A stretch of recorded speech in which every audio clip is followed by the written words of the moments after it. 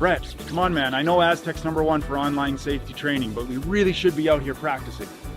I know, guys. I'll be right there. Just let me finish this course on gas detection. Wait. Do you smell that?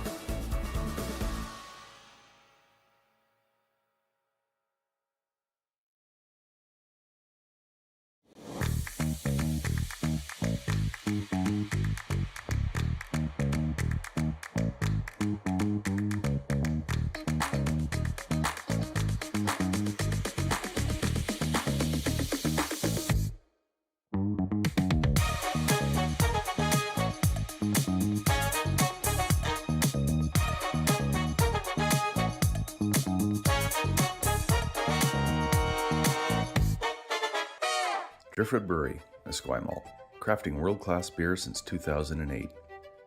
This is where beer is made.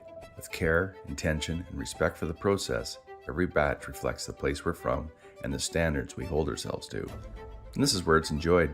Our tasting room, offering a rotating lineup of West Coast favorites and seasonal releases, right here in Esquimalt. Paired with Thai-inspired food from Dumpling Drop, we're open 7 days a week. Driftwood Brewery, great beer, confidently made. Cheers.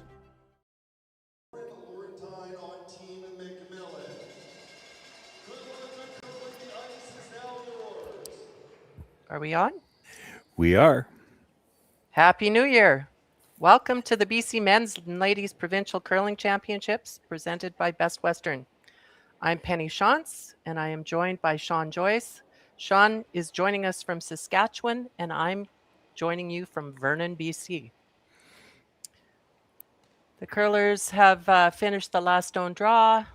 I guess we've missed the introduction, but today we've got two teams. And these are two of the best teams, I would say, in the field.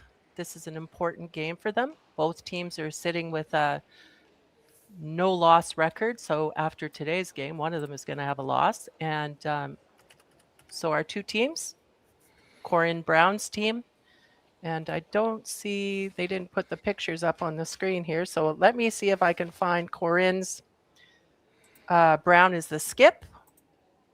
Aaron Pincott's the third, Sarah Colton is the second, Samantha Fisher is the lead, and they're coached by Jim Cotter, and they're curling out of the Kamloops Curling Club. Throwing the first stone right now is Team MacMillan. The skip is Kayla MacMillan. Brittany Tran is the third. Lindsay Dubé is the second. Lauren Lenentine is the lead, and they're coached by Nicholas Eden from Sweden, and they're curling out of the Victoria Curling Club. So, Sean, what do you think is going to happen in the first end in this game? Well, you just never know when you get into playdowns. In a lot of cases, because they haven't played with clocks a lot, now both of these teams will have had a chance to play with them at the trials, maybe a couple of bonspiels, but you will see a lot of open first ends. Now, I had a chance to do one of Brown's games earlier. She had the last rock in the first end in that game as well, and she did similar to what she's doing here. The first rock came in. She's going to play the hit and roll to the corner. And she played the delayed corner guard tactic. So you may see her throw a corner guard on the next one, no matter what happens here. This has been a tactic that's becoming increasingly popular with teams with the last rock. If you play that hit and roll to the corner on the first one, you don't have as many rocks to clean up in the middle later on. Okay, she didn't quite get the roll there, rolled out, but the house is clear. So Kayla's going to do the same thing. Yeah, she puts it into the forefoot. They might not be as tempted to ignore it.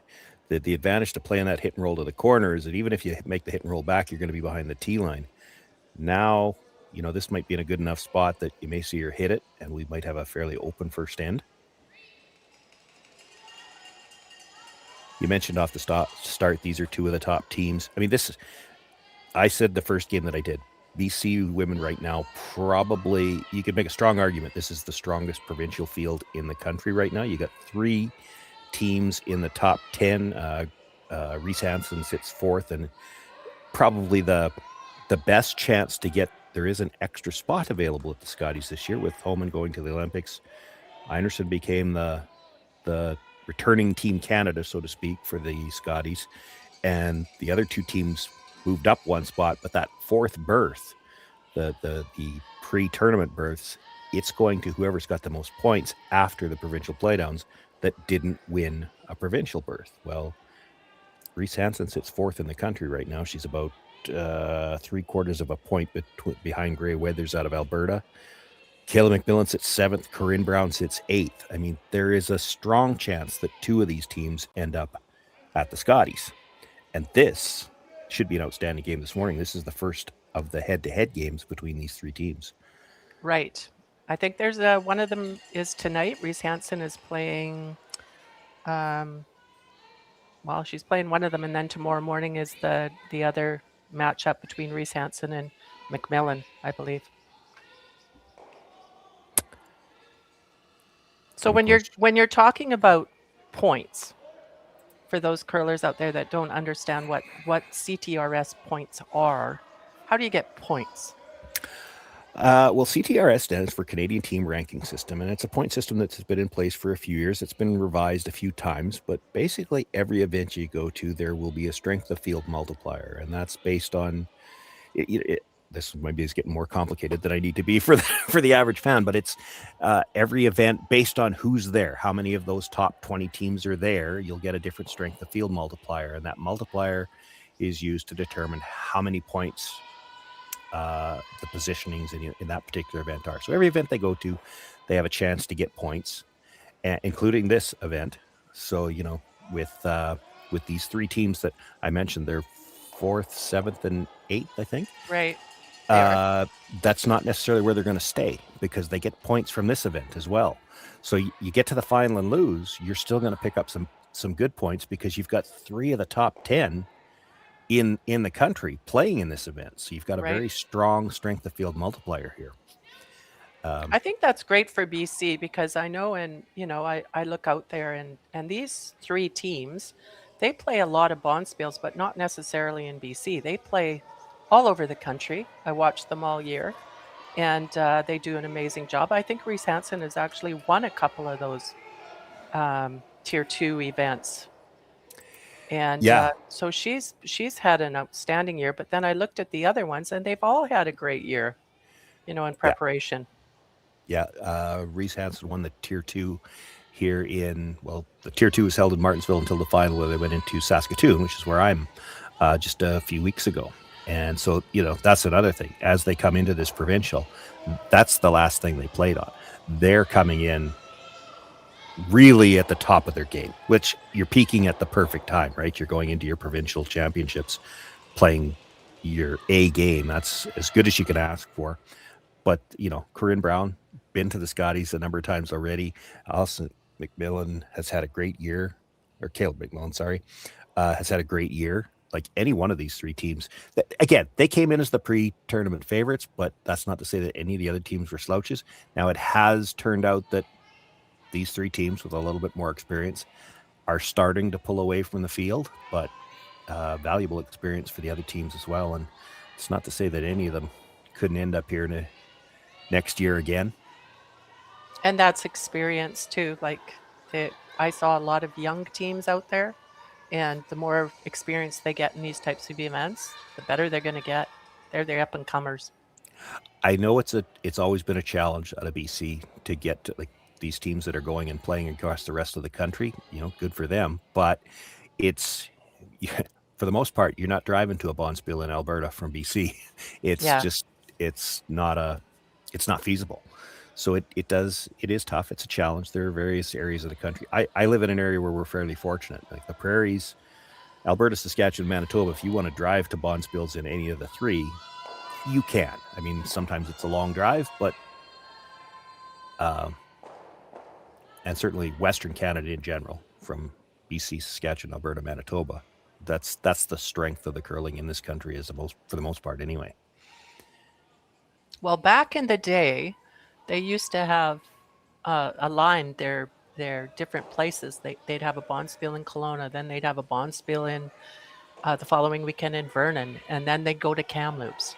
So there was a little circuit. So if you were coming out this way, you had 3 places that you could go in a row. It was a lot of time away from home, but these guys spend a lot of time away from home now with a lot of travel.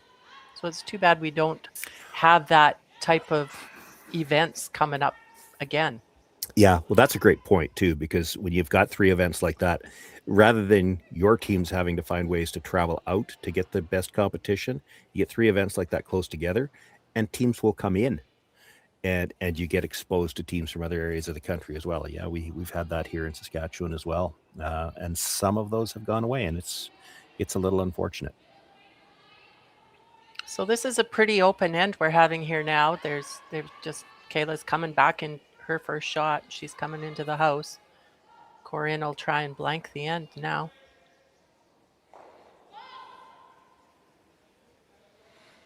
Pretty much seen the same shot the whole end. Yeah, and that happens a lot of times when you get these open first ends. The nice thing about it for the teams, of course, we're playing on a clock here. They don't get a ton of opportunities to do it through the season. A lot of the bonspiels don't use the clock. The clocks themselves, for a lot of events, depending where it is, they'll have to pay to rent them. So that just adds expense. Plus, it's so volunteer intensive to run them. So for a lot of bonspiels, they don't bother with the clocks. And as much as you like to think you're playing fairly quickly, then when you get to play with the clock, you realize, oh, we weren't playing as fast as we thought we were. So, an open first end can help them bank a little time for later on in the game when they have to make some tougher decisions. So they do have 38 minutes for thinking time, and they get one timeout. But I think they've changed it, so now you can talk to your coach behind the scoreboards at any time, like so between shots. Am I right on that? As far as I know, you can. Again, in seniors, we don't worry about coaches a lot, so I haven't looked into the rules on that. I don't know what you're allowed to discuss, whether you're allowed to discuss everything or not. Of course, this started and you'll notice it here in the background. This started during COVID, but it is one of the things I like.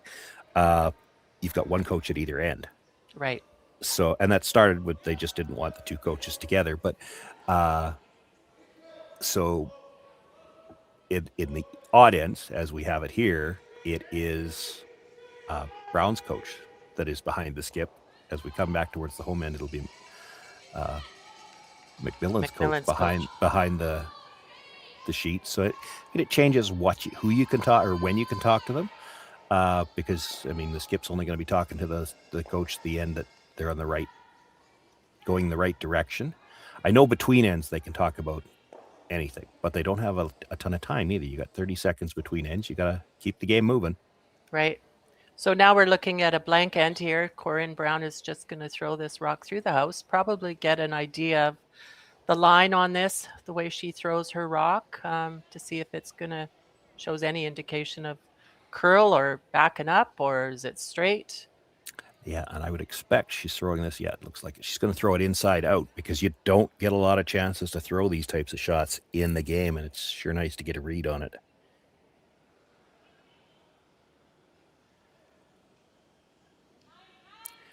They'll just keep it clean all the way through. And we're finished the first end. Oh, or is there? Yeah, that's Nope, the that's first it. end. So will we be back? It's 0-0. Corryn Brown is blank the first end, and we'll see you in end 2.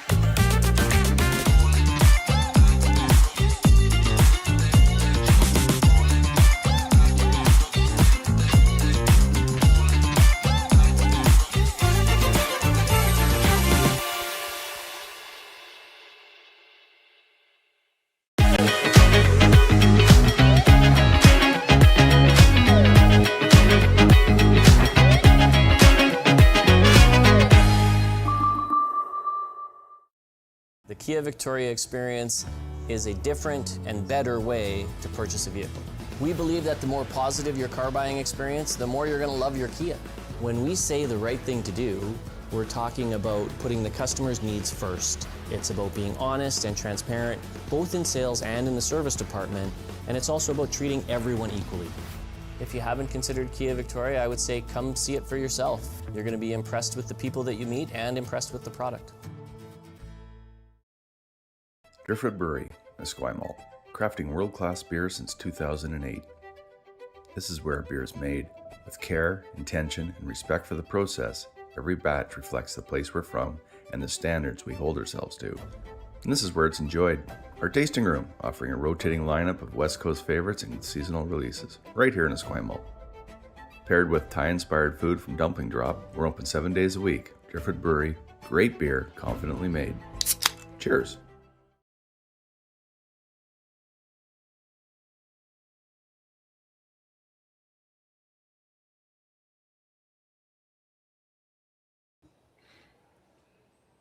Welcome back. I'm Penny Shantz, and I'm joined by Sean Joyce. We are covering the BC Men's and Ladies Provincial Championships in Esquimalt, BC. And the game we're covering is Kayla MacMillan versus Corryn Brown. Corryn blanked the first end, and it looks like they have a few rocks in play this end. Yeah, expect this fairly often. We talked about it a bit last time. These teams are so conscious of odd versus even end for last rock. Corryn Brown's going to want to try to score this end. Kayla MacMillan doesn't want to see another blank, so she threw the center guard. Brown throws the come around, and now we're going to see these two teams try to jockey for position in the house, which is always interesting. It's all about setting up your angles here. Right. This is where So I is wish Corryn Brown happy here to take one in the second end? I know you had mentioned. I mean, she'd like to take two. If she's got a choice at the end of the end and can't get two, she'll blank.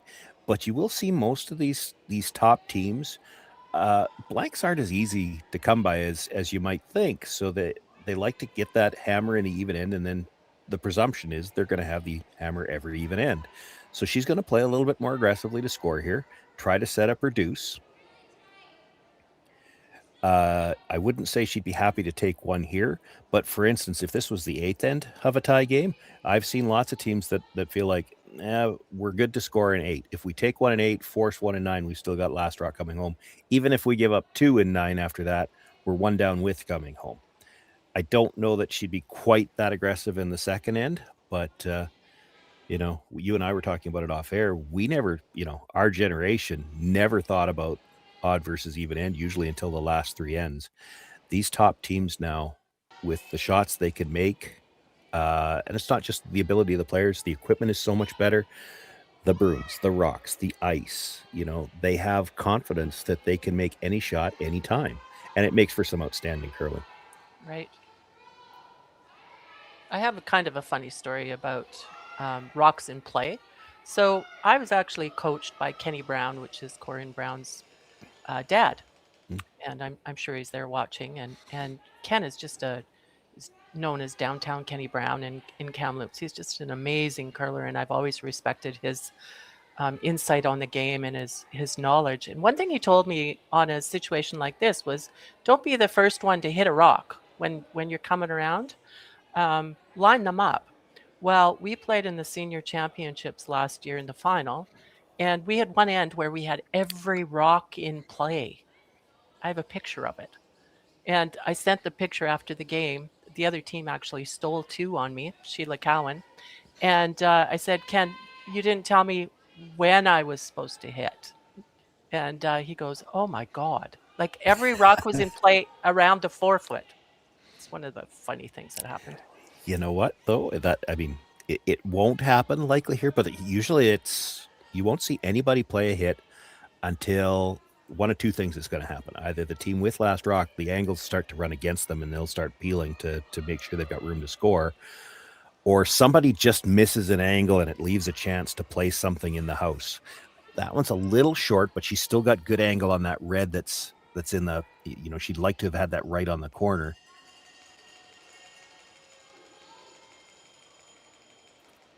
Okay, while they're going to be throwing this rock, I just want to give a shout out to some of our sponsors. That these events wouldn't happen without our sponsors. These sponsors, the presenting sponsors for this event are Best Western, Bel Air Direct, Driftwood Brewery, which is a new sponsor, and apparently they're a great sponsor. They have some pretty good beer. and Digital Direct, local based, and AMJ Moving.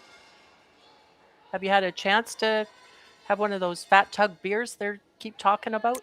Well, I actually don't drink, so Oh, I okay. have not. I'm sure there was a few drank last night in New Year's celebrations in Esquimalt, BC. I'll bet there were, but probably not the teams that had to be out on here, out in the ice at No, 9 a.m. So that's right. we actually have all of the women's teams out here, and just the one men's game. Mind you, that one men's game is the A final. And it looks like De Jong is winning that game 1-0 over Montgomery. They're playing the second end right now. This is what I just talked about. The angles in the house not looking good right now for Brown, so she's going to peel the guard. She needs to open things up here.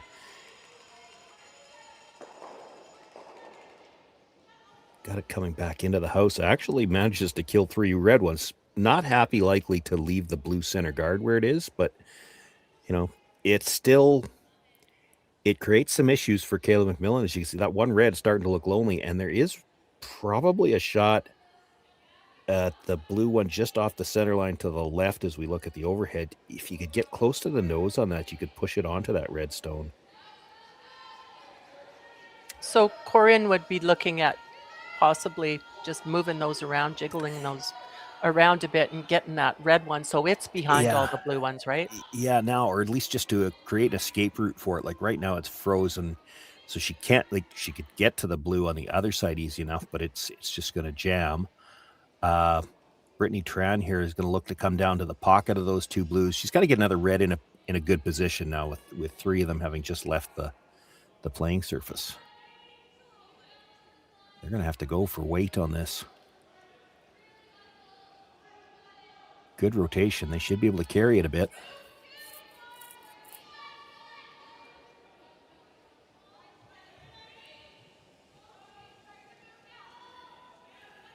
Might have over curled on her a little bit there.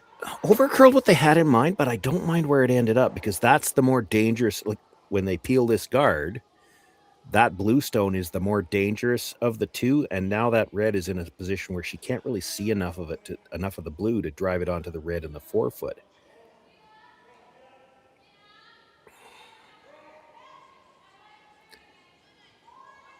Erin Pincott throwing this stone, the 3rd stone for Corryn Brown. Yeah, she's got nice rotation. I did it was their second game of the event, and at that particular time, she had more rotation on her stones than anybody else on the sheet, and they were able to do more with her stones. Now, ideally, you'd like to be a little bit more consistent across all 4 players, but there's so much curl here in this building and with these rocks that you need to have that little bit extra rotation to hold your line a bit better, and they'll all make that adjustment as the week goes on, but she had it early in the event.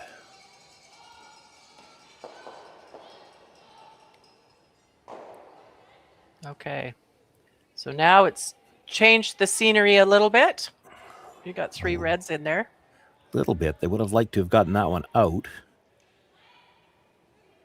So the head ice maker for this event is Mike Merklinger, and he is head ice maker at a lot of the events in the country. These girls are used to playing on Mike's ice. Of course, his dad is Dave Merklinger, and he's my ice maker. And he's there watching as Alyssa Kylo is playing on Kelsey Powell's team. So they're there watching and cheering on the curlers. Now I wonder, if you're the ice maker's dad, are you watching for different things than the curlers' dads are watching? Yeah, maybe. I don't know.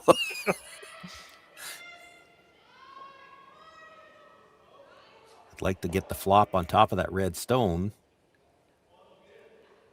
The flop on top of the red was pretty good. I don't think they're probably thrilled about the overlap on the 2 blues, because I think if she hits red on the blue, they're both moving. You might not get the second one out because it's going to be very thin. Well, there's a comment: when there's staggered guards, use them or lose them. So it looks like she's chosen to lose them. I think part of it here also has to do with the fact that she doesn't have last rock, and they weren't able to make the double in the last one, so that blue is sitting in the back 12-foot. you start to let too many blue rocks pile up, and there's always the possibility they could end up on the scoreboard. That's right. And that's what Oh, Corryn wants. our rock counter has started to fail on us. I'm not sure how we got 6 rocks to 4 left, but skip rocks left to come.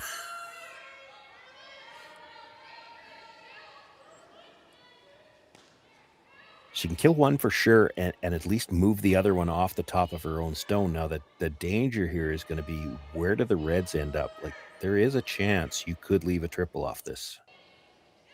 Kayla's first rock. Sweeping it hard. Big weight, hoping to kill that second. Oh, it didn't even touch. Oh, okay.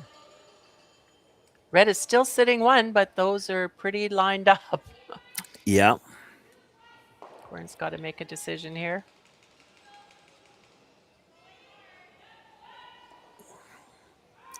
Two reds should go easy. I mean, a nose hitter is slightly on the center line side. The top one goes, and it'll go over the top of that one in the back 12.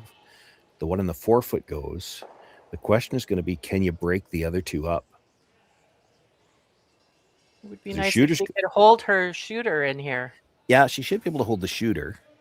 But she does, I think she wants to roll off a little bit. You don't want to leave it in that same line. She'd like to be able to get rid of the red later.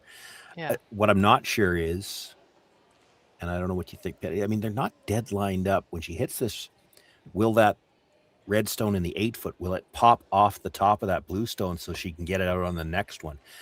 And if it does, then the fact that you got 3 blues sitting around the outside with only 1 red in the house, Millen's only got 1 stone left to play, and there may not be an obvious double there. She's got to be really conscious about the possibility of a big end here. And Sean, I noticed back in the background there, Kayla is talking to Nicholas Adine on what her next shot's going to be. Yeah, well, they were having a deep discussion.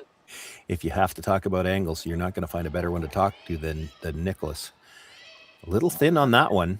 Yeah, little error there. I'm not hitting that. I'm throwing a guard.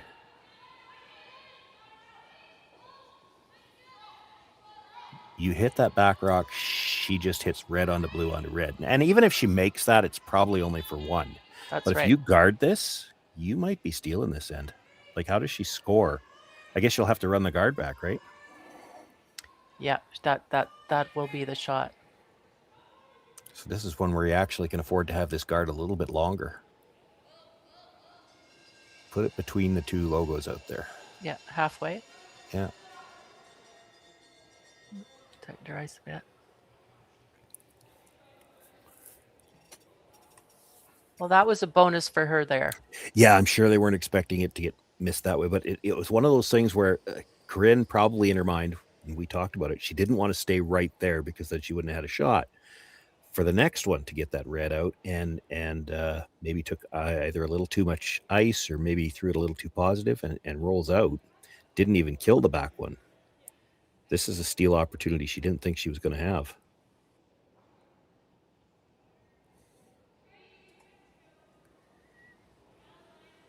Oh, they're not touching it. Oh. Looks like it's going to be okay there.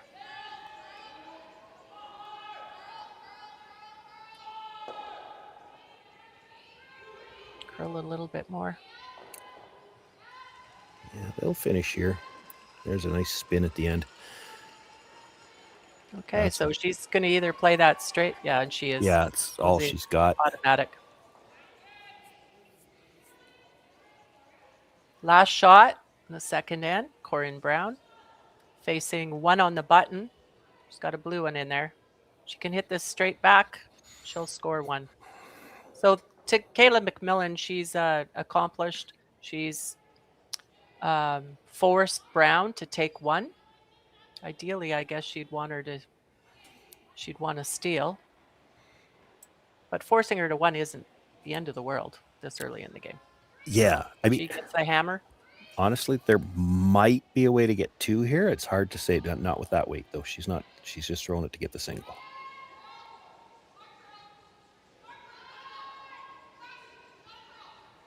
Got to be very close to the nose on this. She's close to over curling. She is. So it's a steal of 1 for Kayla MacMillan. And we are finished the second end at the BC Men's and Ladies Curling Championship.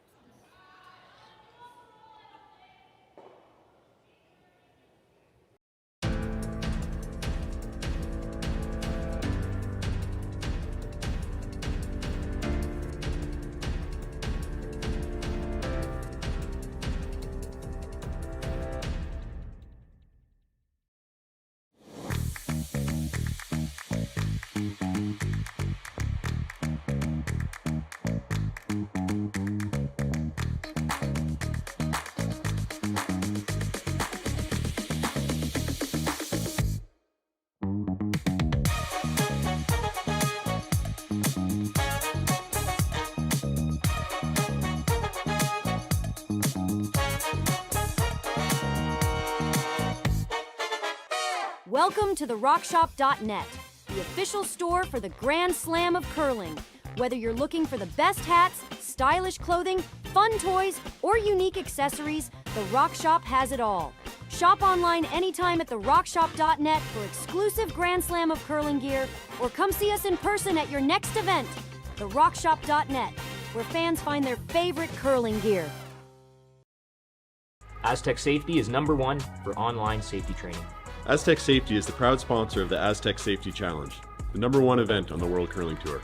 And Aztec Safety has been a proud sponsor of Team Jacobs on our quest to represent Canada at the Olympic Games.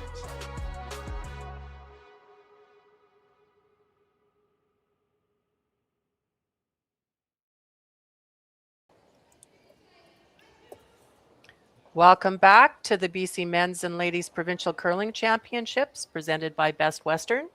We are playing the third end of this game it's a round robin game between Kayla MacMillan from Victoria Curling Club and Corryn Brown from the Kamloops Curling Club. The game is Kayla MacMillan scored 1 in the second end. She stole it, and they're now playing the third end. What do you think, Sean? How's this one going to play out?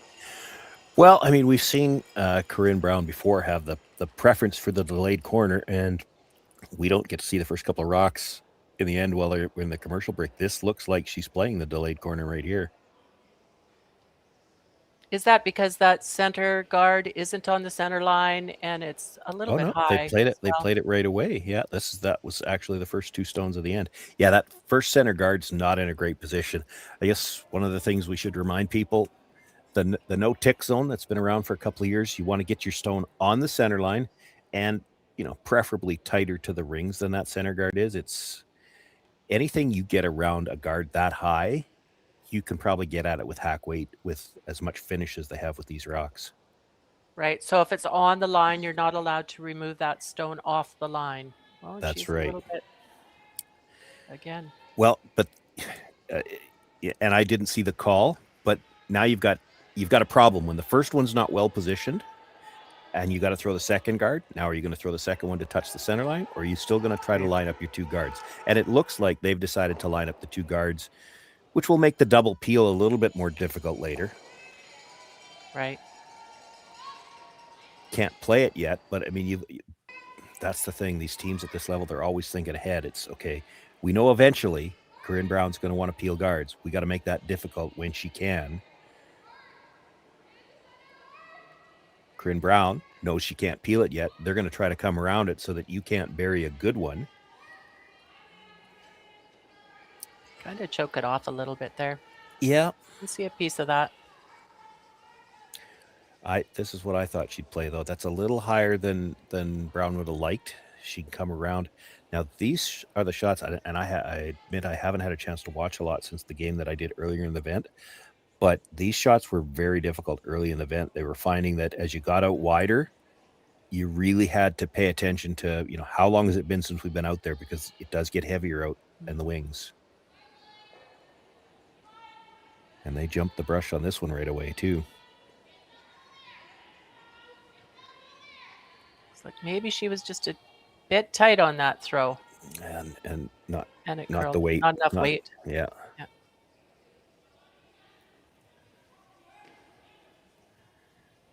Just want to mention that all games are streamed through Curling Stadium and can be viewed on the Curl BC YouTube channel as well. There's some A final in the men's side. The men play a triple knockout format, so the A final in that is being played right now. The ladies play an 8-team round robin with the 3 teams making the playoffs at the end.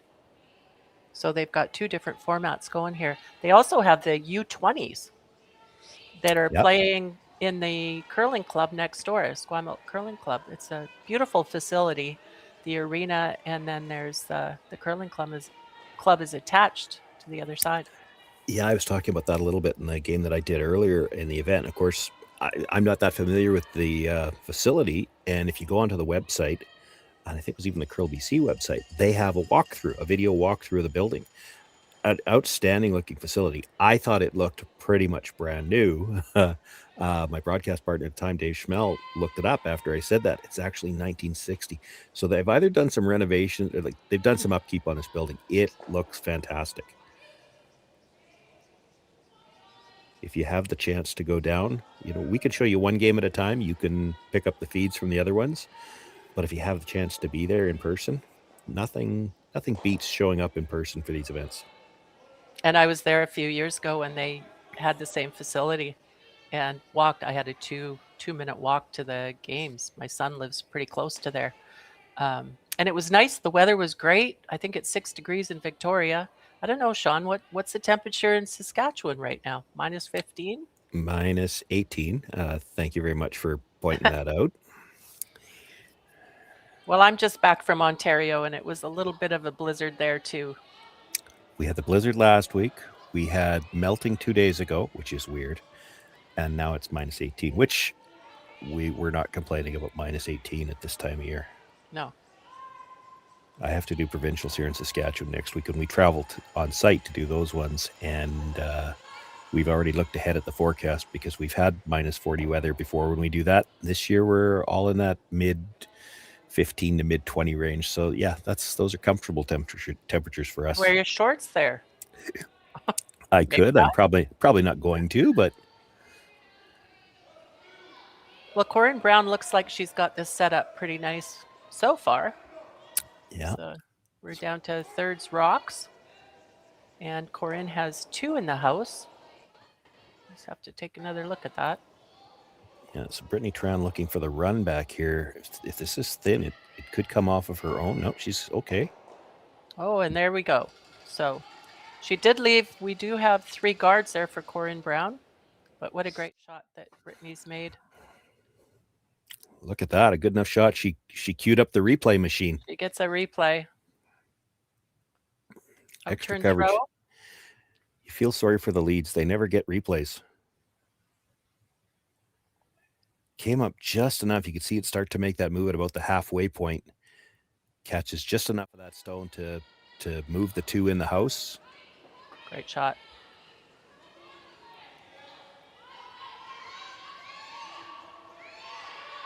So Corryn will try again to come around those rocks, and oh, this one looks like it's hanging out there a little bit. Gets the bonus tick and is still going to end up behind cover. A little tick and roll, but it's not in an ideal position. It actually comes out past the guards. She's calling for the draw, but somebody from the hacks is going to point out we can see all of that. No, she's still going to play the draw. This is a gutsy call. You start ignoring your opposition stones when they've got last rock. This can turn into 2 in a hurry.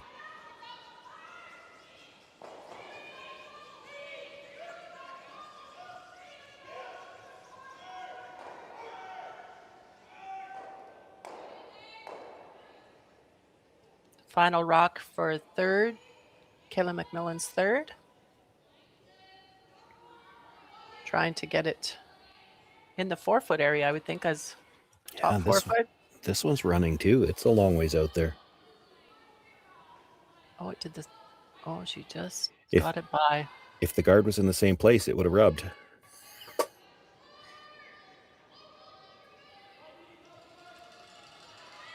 But She now, got to a what I great was shot saying out of that. earlier, It really came at the end.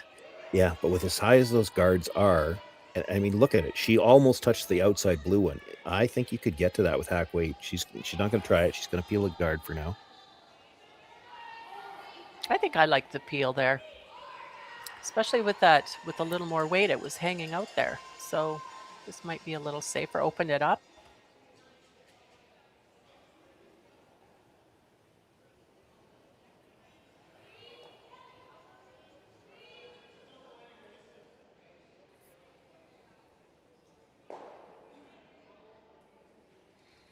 Well, She's successful.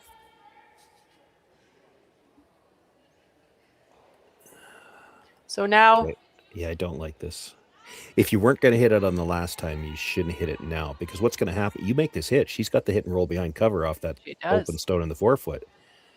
I think you replace the guard and force Corryn to make a decision. You could hit this on the last one and force the single, but right now you're leaving a more dangerous shot by not guarding that stone in the middle. Okay, so I'm thinking Kayla MacMillan probably has a 3-shot process, right? She's looked at that first shot, said, let's guard it the first time, or let's come around it the first time. The second shot, we'll hit it if we get the chance after she peels the guard. A lot of teams use that. Well, Thinking maybe. 3 shots ahead, right? Yeah, I hope but she's got 3 more. she's thinking about misses then, because this is you're giving up a shot for 2 as soon as you don't guard. She makes the hit and roll. There's nothing you can do to stop her from scoring 2. This rock's actually going to hurt you if you stay right there, because she can roll into it.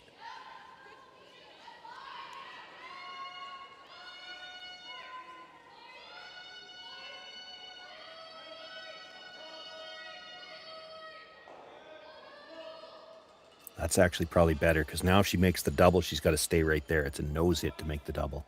Right. She can't get that hit and roll behind. She could try it with bigger weight and try to roll behind the corner. That's probably not a bad shot, as long as you don't roll out.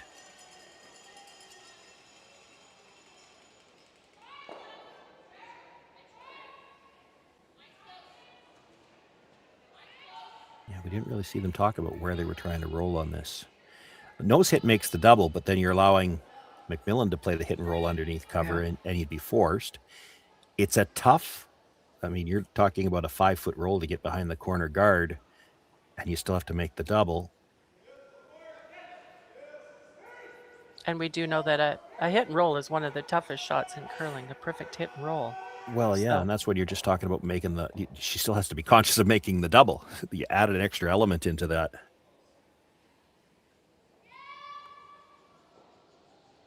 Well, she's holding it. She could have been a little tight there. Yeah, she's not getting the double, and she's not staying. Okay. Little error there. Kayla has an opportunity now. Yeah, it's another steal Come in there. opportunity. She guards this perfect. Corryn only has 1 rock left, and she's got 1 on the button. Yeah, it's going to be an angle run in on the blue guard, probably. You could almost take that away, too, if you get the guard in a perfect position here. Right. If you had your telestrator, you could show us exactly where that rock would be. You just join in the crew that's teasing me about that. Like, she's got to get to probably her shooter here has to touch center. If she's a little off the center line, there's probably still a port to come in. Although I don't think you could blank. She'd probably, if you're making in that port, you're probably staying for 1. But if she touches center, I don't think the port's big enough. She can't draw to beat it. Just doesn't look light. If you're in the ring, she tries the double.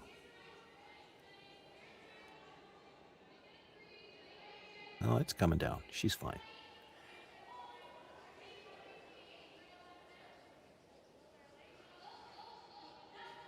Perfect guard. Now, can you get around that and get to shot rock? Yeah, it did spin over a little bit at the end. She only needs about back 4-foot weight to move it far enough to be shot. The tricky part here, and probably what has them worried, is where do you put the broom? Because they've tried a few come-arounds, and everything has stayed on that outside corner guard until the very end, and it still ends up buried. So when you need to throw weight to move it, now where do you how far in do you have to move the broom? This is going to be a little bit of a guess on ice. And they might be a little bit inside that path that they were throwing, where it was hanging out there. Yeah, they definitely are. Yeah, that's a good point. This might run completely different. If it starts to curl earlier, they might have a hard time getting it by.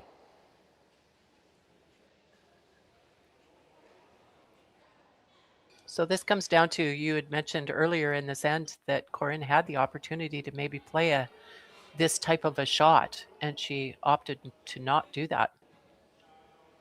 I think it was Corryn.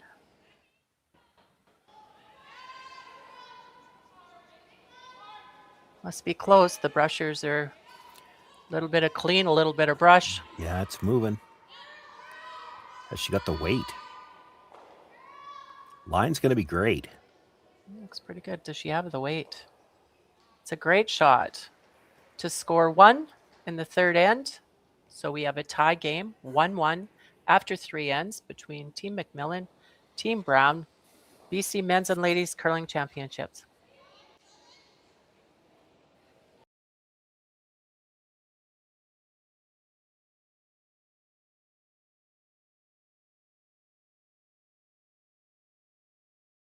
Aztec Safety is #1 for online safety training. Aztec Safety is the proud sponsor of the Aztec Safety Challenge, the #1 event on the World Curling Tour. And Aztec Safety has been a proud sponsor of Team Jacobs on our quest to represent Canada at the Olympic Games.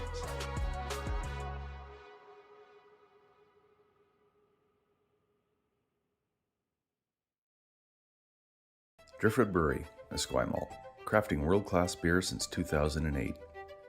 This is where beer is made with care, intention, and respect for the process. Every batch reflects the place we're from and the standards we hold ourselves to. And this is where it's enjoyed. Our tasting room, offering a rotating lineup of West Coast favorites and seasonal releases, right here in Esquimalt.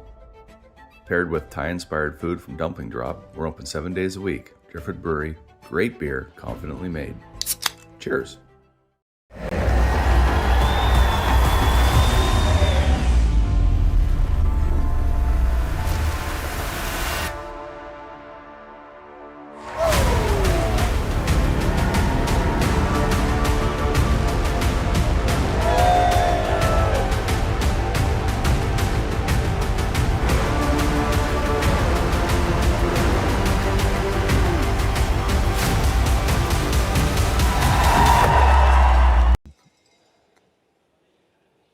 Welcome back to the BC Men's and Ladies Curling Championships, brought to you by Best Western. We're at the Esquimalt Curling Club in Victoria, BC, or in Esquimalt, I guess you could say either. Our game we're featuring is Team Kayla MacMillan from the Victoria Curling Club versus Team Corryn Brown from the Kamloops Curling Club. And we have a close game. It's 1-1 after 3 ends. Corryn making a great shot in the third end to score her 1. Kayla MacMillan now has the hammer going into the 4th end. Sean, what do you see happening this end? Yeah, well, Brown started things off with the center guard. I have to believe they wanted it a little tighter than that. So Kayla calls for the come around. I have to believe they wanted it a little deeper than that. A rock in the 12-foot with ice that curls like this, it's essentially just a guard. So Brown's going to try to come around it. You know what? I have to agree with you on that guard in the 12-foot. I played third for Marianne Arsenal, and that used to drive Marianne crazy if there was a rock in the top 12-foot. Well, when you got this kind of curl and especially the finish that these rocks have, that rock is still just a guard. Like, honestly, if you needed to, you could come around a rock in the top 8. The only thing about it is because MacMillan's got last rock, there's always the chance that stone in the 12-foot could end up on the scoreboard. But she would have liked it deeper. Brown would have liked that draw deeper because now there's a chance for Kayla to, deal with that cluster in the middle. She can push the red onto the blue. Not looking to kill anything here. She wants to keep both reds, the shooter and the raised stone, in the rings, but she can get everything out from behind cover. And early on, at least in this 4th end, that can, things are going to start to look pretty MacMillan-ish. Now, you got to get by the guard, though. That's in the no-tick zone. MacMillan-ish. MacMillan-ish. That must be a Seanism. I make my own words every once in a while. That's pretty good. So remove that stone from the center line. You cannot do that in the first 5 rocks. It goes back. The shooter comes out of play, and advantage back to the Brown team. They can try to do something. Again, she doesn't like those 2 rocks that close together because it gives MacMillan something to do. So she's going to try to tap the blue one. This is the early parts of most of these ends. It's all about manipulating angles. Now, usually the way we talk about that, it's somebody comes to the top of the 4-foot and then it's freezing on the corners. We had a couple of draws come up short now, and that just changes the way they have to manipulate angles, but it's still, they're all trying to set up their own better angles. Again, I Good. see Kayla after holding the broom on the last shot. She went right back to Nicholas Edin. So they have a big communication going on there on what he wants her to do.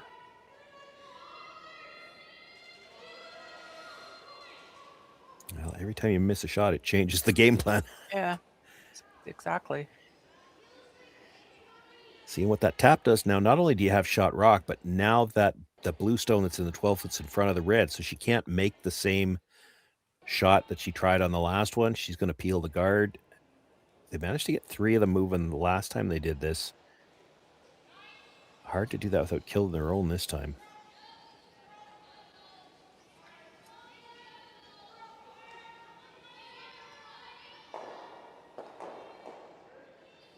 Got them all. She did get them all. What a great shot. See that replay on that. Even a second gets a replay. It was always going to be tough, like just because the blue and red were so close together. She was going to get all 3 blues. It was probably touching the side of the red. As you can see, just touches it, but touches it enough that, or just enough that it still comes straight back and takes that stone off the 4 foot. Okay, if you were scoring her, Sean, would you give her bonus points for that shot? Do they still give bonus points? Yeah, that's a bonus. That's a bonus point shot if you're still using that system. Yeah. I'd give her bonus points for that shot. Oh, for sure. Yeah. But I thought the official scoring. No, I don't. And I've never done the scoring, but I think they got rid of the bonus point thing.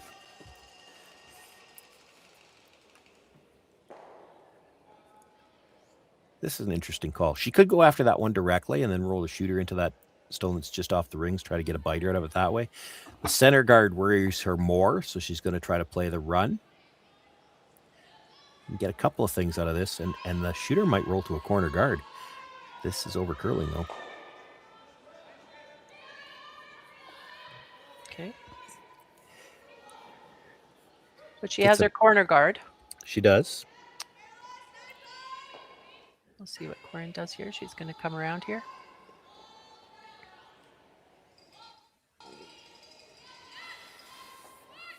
This is a good example of what I was talking about, though, with those stones in the 12 foot that could be a guard. It's easy to come around them.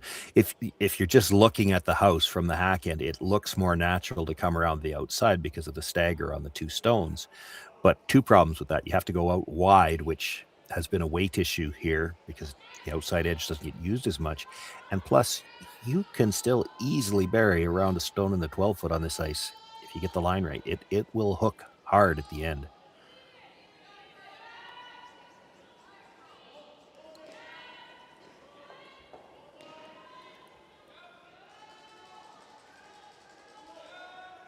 A little offside sweep trying to make this curl.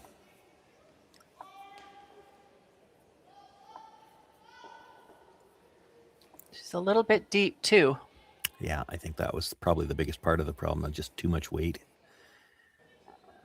That gives Kayla an opportunity to hit that front one, roll to the open side.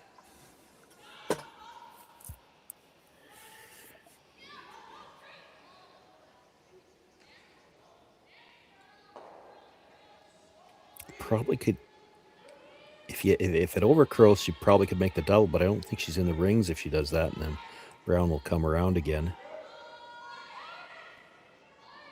I don't think he gets shot off this, but you roll to the corner in the rings. It's a tough one for. Oh, she might be able to get shot. No. It's But tough. I don't know. I don't think Corryn will come around that corner guard. Yeah, that corner guard's not very good for her. It's tough to ignore this one, and then no matter what you do, no matter where you end up with this, there's a chance Kayla MacMillan plays a draw on the next one. She might come around the corner guard. Yeah, if you're going to get forced, you may as well get forced to 2.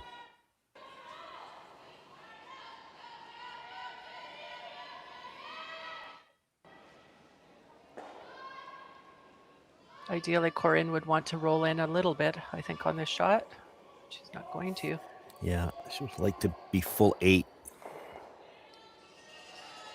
She's not going to use her corner yet. Still thinking about trying to keep the blank alive. If you make the hit and roll over somewhere in front of that blue one at the back, there's a chance for a jam. or a hit and roll out where the blank's still going to be an option. And Sean, is that because it's the fourth end right now? So later on in the game, would she have gone around that corner guard? I'm wondering if it's just the fact that the corner guard might be a little too high. Okay. If that corner guard was tighter, you come around it and it's hard to chase around it. It's a pretty long corner guard. If you make it really good on this ice with these rocks, you could probably chase it out. She is going to have to make a decision on her first one, though, because you're not getting back to a... You needed to make that roll to get back to a blank opportunity. You're on to skips first. You're not going to have a chance, not likely, to get back to a blank. Well, they banked some time in this end as well. Both teams Yep. are sitting really good with time. Normally you take your time and you divide it in half. And after you finish the fifth end, you should be pretty close to that. If you're not, you've got to bank some. And both teams are well ahead in time. Yeah, we had a fairly open first end, and as you said, this one's been fairly open as well. So that's given them that chance. But you know it's coming just because of the way these are two solid teams. You know it's coming where we're going to have an end with rocks in play, and it's going to burn through some of that thinking time because they're going to have to examine some angles. Okay, a nose hit there. So now the decision. Yeah. Is she going to freeze to that back one?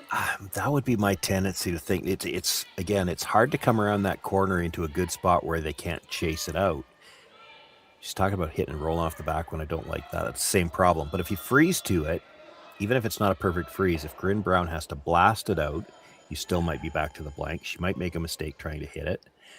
If you're playing this hit, it's got to be a big roll. You've either got to get on top of the blue or even all the way in behind the corner. Force at least a more difficult shot for Corryn Brown.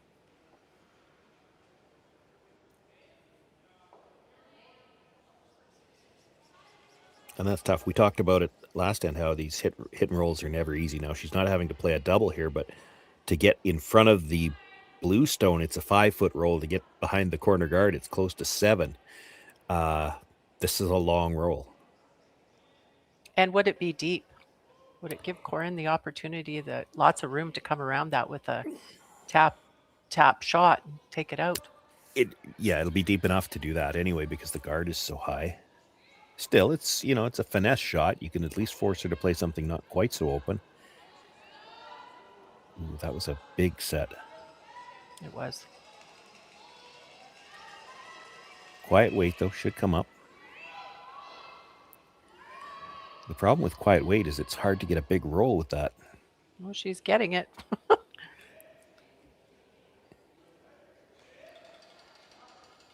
She will be sitting shot rock behind the corner guard. Yeah, if anything, it poked out a little bit on the other side.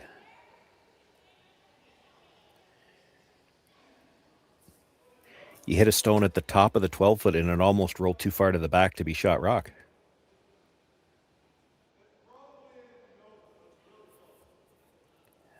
I'm almost betting she's going to change turns when she gets to the hack. I know, that just looks like tight ice to me.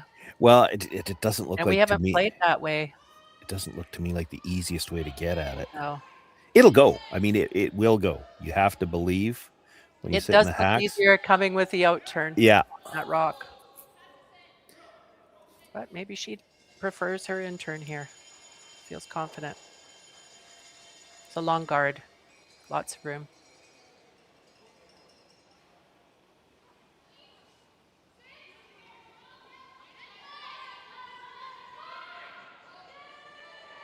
Just cleaning it. Yeah, they're working They're to get by sweeping the it. guard. Oh, she just ticked the guard. There was no hesitation when she got down in the hack that she was going to throw that rock. I don't know if as a skip, I might have gotten the hack and looked down there and went, oh, that out turn looks a little bit easier. Yeah, it happens all the time, right? You get down to Right. the hacks and realize that the other turn looks a little better. Or your sweepers, they might say, did you think about the out turn there? Might have been a better call. So what's the call here now? What's Just the Kayla, open just draw. a draw for 2? Yeah, straight draw. Not even worried about the backing. She's got enough ice. This is a straight draw to the pin.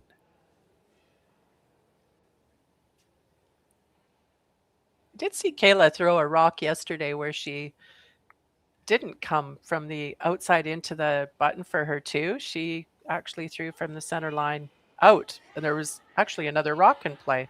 I was surprised at that.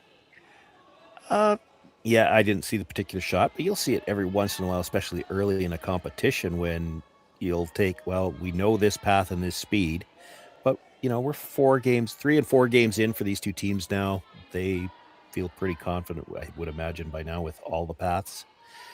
As long as they can avoid going out wide, because that is where it gets a little heavier. She's got a nice one here.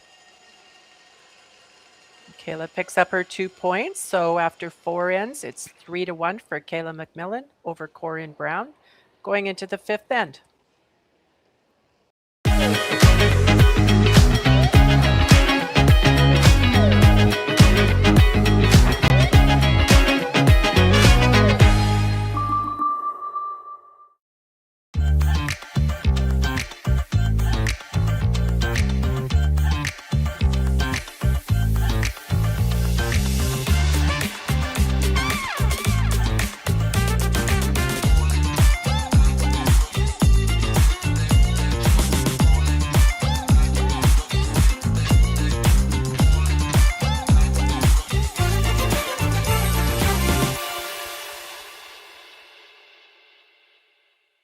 When I was younger, I thought purpose had to be big, like changing the world. But then there's the little things, like fueling someone's car before an early shift, or helping someone find the perfect bottle to toast a special occasion, making sure the shelves are full so a family can cook dinner, so those kids can have their favorite treats, like giving back, like making everyone's day just a bit better. Maybe that's exactly our purpose. Developed over a decade in collaboration with the finest ice makers this side of the Atlantic, the Pebblehead PB5 is nothing short of a triumph of sophistication and craftsmanship. Weighing less than half its lumbering copper predecessors, yet boasting 10-fold their durability, the PB5 delivers perfect, consistent ice, time after time. The PB5 by Pebbleheads.com, the apex of ice-making ingenuity for the roaring game of curling. Okay, we are back to the BC Men's and Ladies Curling Provincial Championships in Esquimalt, BC at the Archie Browning Sports Centre. We're covering Team Kayla MacMillan versus Team Corryn Brown. Kayla MacMillan was able to pick up 2 in the 4th end to take a 3-1 lead. Corryn Brown now has the hammer going into the 5th end. I'd like to also just mention a few other sponsors here. We have platinum sponsors for this event. We can't have these events without our sponsors. Kia Victoria and Peninsula Co-op are our platinum sponsors. We also have government and community sponsors. Greater Victoria Sports Tourism Commission, the BC Government, Via Sport, and the Township of Esquimalt. So thank you to our sponsors. Yeah, you also see them out on, not the sheet that we're on, but the logos are out on the ice. And I like that. It's a nice addition to, you know, the houses look different than they did when my generation was playing, but I think it's been a nice addition. And it's also interesting how, again, we've only got the 2 logos on our sheet between the house and the hog line. But it's been interesting watching over the last few years when you get enough logos out there, the curlers will actually start to use them as landmarks, which, right, you know, extra bang for the buck, I guess, for the sponsors. But yeah, it's interesting when they start, you know, put it on the A in Victoria, you know, I enjoy it. I thought you were going to mention, because I noticed on the back bumper, the 50-50 raffle. Oh, right. Yeah. So if you're feeling lucky now in the new year, you can go to curlbc.ca, 50-50 raffle. There's raffles going on. You can buy them online. You have to be in BC for that. Well, that was the question I was going to ask, because nobody knew the answer to that the first game that I did. And that's the boat we're in here in Saskatchewan, just part of the lottery license when we do the 50-50s here, is that you have to be in Saskatchewan to purchase. Right. But, so I if know you're I not kind of watched those Oilers raffles and kind of want in on that. And of course, when the Blue Jays were playing, that was a big one too, right? So Yeah. you find somebody in that part of the country and Well, get them to buy your tickets, right? see, and now you've drawn up because Nova Scotia managed to get in on the Blue Jays. So I don't know how they changed the lottery license or what they did, but Nova Scotia can get in on the Blue Jays ones. It's all in the licensing. I don't fully understand it. I understand that it's a licensing issue, but we just keep telling people in Saskatchewan, if you're not in Saskatchewan, so I'll tell you the same thing here. If you're not in BC, it might be time to call up that auntie that you haven't seen in a while and tell her to buy you some 50-50 tickets. That's right. Of course, the 50-50 supports curling. in I haven't BC. seen the purse today, but I mean, I did a evening game on day one, and it was already getting substantial. And you don't expect that necessarily on day one because not everybody has found the broadcasts yet. Now we're getting into the heart of the competition. There'll be a lot more viewers and presumably some bigger purses. And like you said, you're also supporting curling. I did a lot of 50-50 sales at the Briar that was held in Kelowna last year. I think I was on every shift. Curl BC was putting it on, and I was part of their entourage of people. It's a great event. So Corryn looking at her options here. So that was the fifth stone of the end. She could make a play on guards now. She looked at trying to maybe get all three reds. The angle is there to do that. But the two in the one in the 8 foot and the one that is maybe just biting, if it's not, it's just out of the rings. They're not that far apart. It's pretty easy to make a double on those two, or relatively easy to make a double on those two. And that's what she's going to opt for. Not big weight here. They want to try to control the shooter on this as well. They kind of lost that at the end.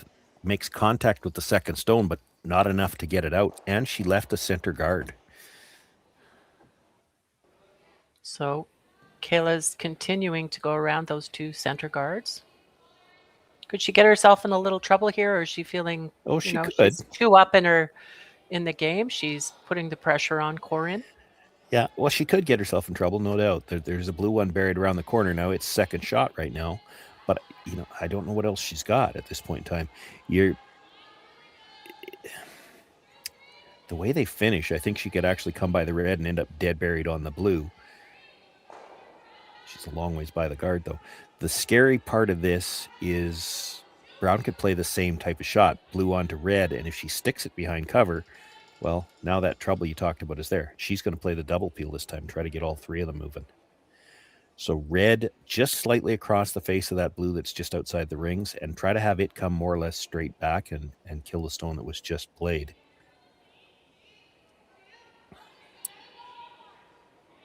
She could probably go after the blue-red directly, like the blue rays onto the red stone that was just thrown.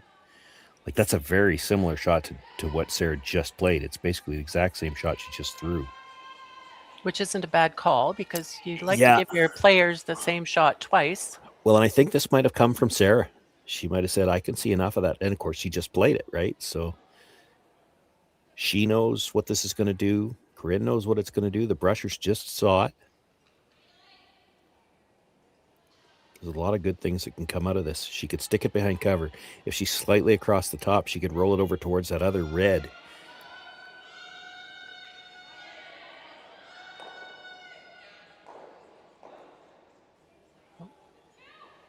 So on that shot, would it have been an option to just play that maybe with a little lighter weight? It would have been. Like, that, to me, looks like more weight than she threw with the last one. Right. And yet it's still over curled. So, and then her rock would have stayed in play a little better.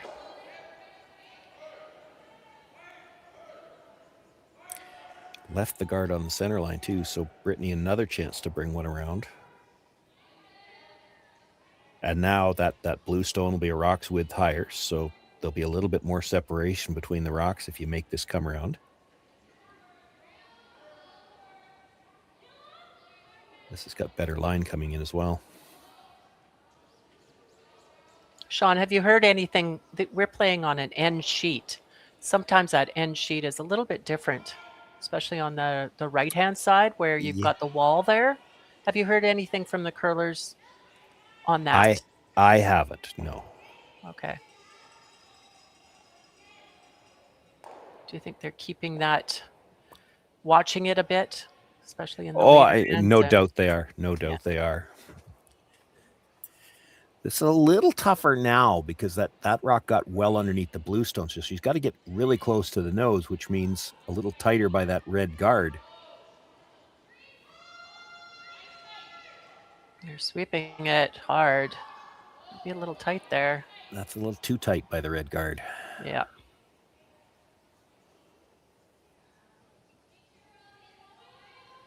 Kayla again will be putting up that guard. Yeah, they'll look to get it over just a couple inches more. You want to take away a little bit of that blue so that the run back's not maybe possible. But I think if she ever deadlined it up, there's probably room to get at that red stone with the way it curls. Yeah, certainly with enough weight to move it. Maybe not enough to kill it, but if you could pop it out from behind the guard, you know, there's still options to maybe score a big end. Probably try to split center here is probably good. Halfway? Yeah. You don't want it too tight, right? Yeah, and then Corryn will probably try that double peel again. She might not get the line. Yeah, there she does. Boy, look at that last spin at the end. You see that so commonly with these rocks. They're so aggressive with that spin. Well, you'll love it. We haven't seen it yet, but when you get a rock that finishes like that, that's one of those ones where you see the forefoot get congested and all you can do with your last one is draw to the edge of the button, and that last little spin makes for some spectacular looking draws. Got her the line she needed on the guard there. So now they have to play the run red over the top of the blue and try to bring it straight back.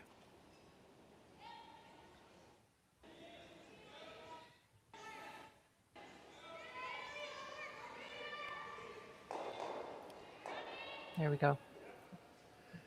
So now Corryn's sitting in a pretty good position. Yeah, She's I could not have drawn that up any better with the telestrator if I had one.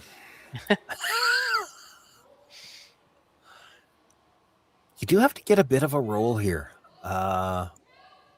Nose hit. I mean, it's a thin double, but she probably tries it. If you only roll about a foot and a half, it actually makes the double easier. There's more distance between them, but the angle will be better.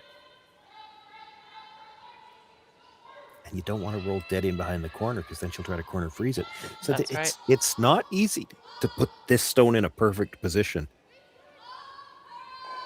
You actually could make a case where you might be better off to come just across the face and roll a couple of inches the other way and make the angle really thin for the double. That's what I would think they're playing. Well, they initially indicated a broom side, yeah.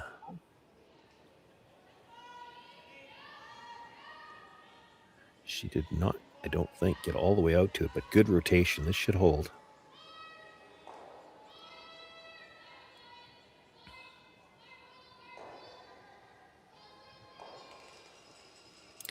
Oh, that's really good. Got the roll there. Yeah, that's a pretty good shot, Kayla. Corryn Brown's first. She get a little hit and roll there. Is that the correct call, though? Because Kayla might just, if it's too good, she might just come and draw up to it and take it all away. Yeah, I mean, yeah, that she'll have to chase it. But this is your choices. It's either this, or you could try to corner. Oh, you're thinking roll the other way? I was thinking corner freeze it.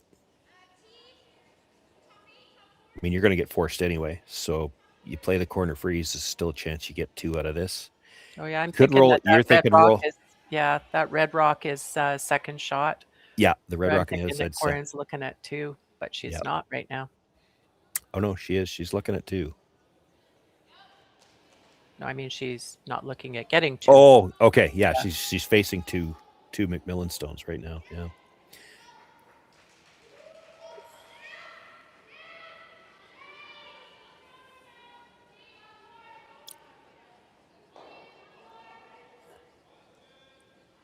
Corryn has had her fair share of problems, or maybe even more than her fair share of problems with hits. And it's been Rolling the out. 7 stone, but it's not always a question of overcurl. That one was an overcurl. She had one that undercurled earlier in the game. She's given away a couple of steal opportunities, made a great shot in the third to actually pick up the single after missing her first shot. And now Kayla has the opportunity to force Brown into taking one. Just do not leave the double here. That's all you need to worry about.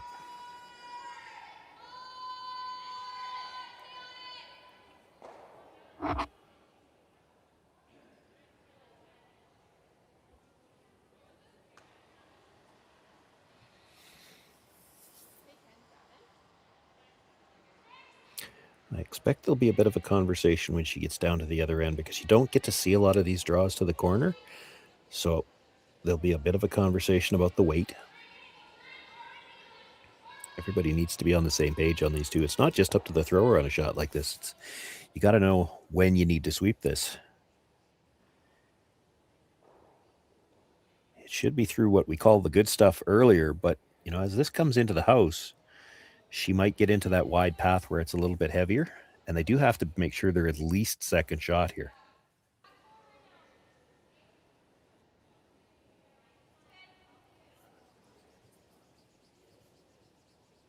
There's your discussion. Yeah. Just being totally sure on this because they don't want to give a chance. There's a limit to how sure they can be, though, because you think back to how this game has gone. I don't think we've seen too many draws going this wide. It's going to be a bit of a guess. So they won't just be talking about this game, but, previous games. What were we finding? What's it doing at the edge? It also matters where this curls, because she's going to be in the good stuff for most of the way down.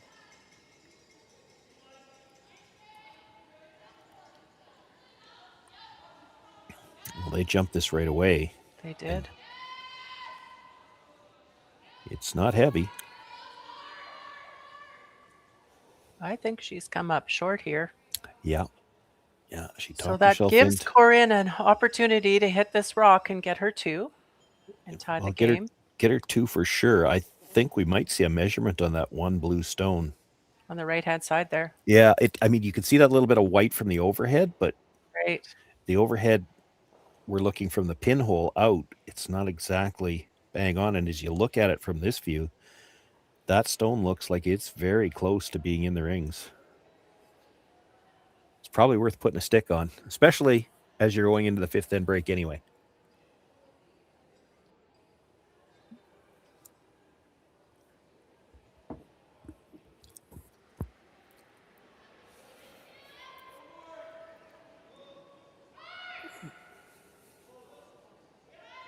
She's sweeping that pretty hard. Yeah.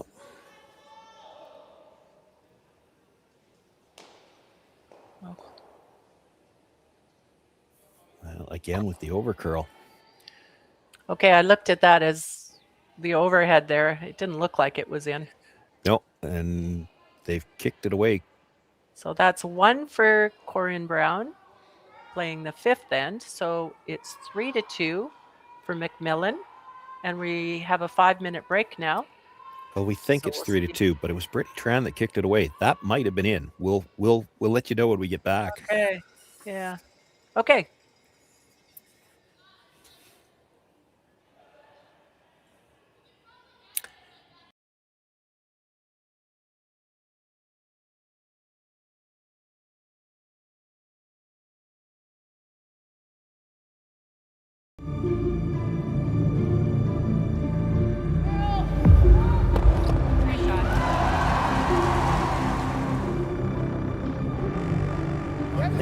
Yes.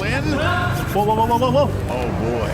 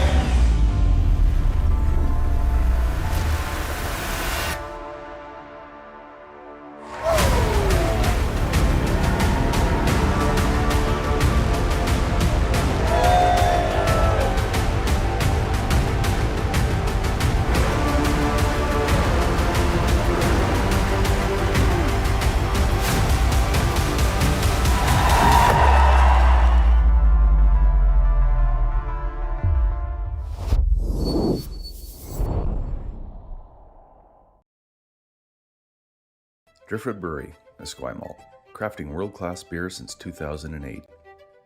This is where beer is made. With care, intention, and respect for the process, every batch reflects the place we're from and the standards we hold ourselves to. And this is where it's enjoyed. Our tasting room, offering a rotating lineup of West Coast favorites and seasonal releases, right here in Esquimalt. Paired with Thai-inspired food from Dumpling Drop, we're open 7 days a week. Driftwood Brewery, great beer, confidently made. Cheers. Still in the fifth end break here on our feature game, but we'll quickly recap the scores. All 8 women's teams in action here this morning. Taylor Reese-Hansen and Kelsey Powell. Reese-Hansen, the other undefeated team in the competition right now. They're tied 3-all as they play in the sixth. Reese-Hansen with last rock there. Sarah Wark with a 4-3 lead over Holly Haffley. Mara Harris and Kayla Wilson. It's Harris with a 7-1 lead as they play in the fifth there. And of course, our feature matchup, all tied 3 apiece at the break. And just the one game going on the men's side. It's the A final. So the first playoff team will be determined there. Jason Montgomery with a 4-3 lead after 5 ends of play there. It's Cameron DeJong with last rock as they play in the sixth. We'll have sixth end action for you right after this.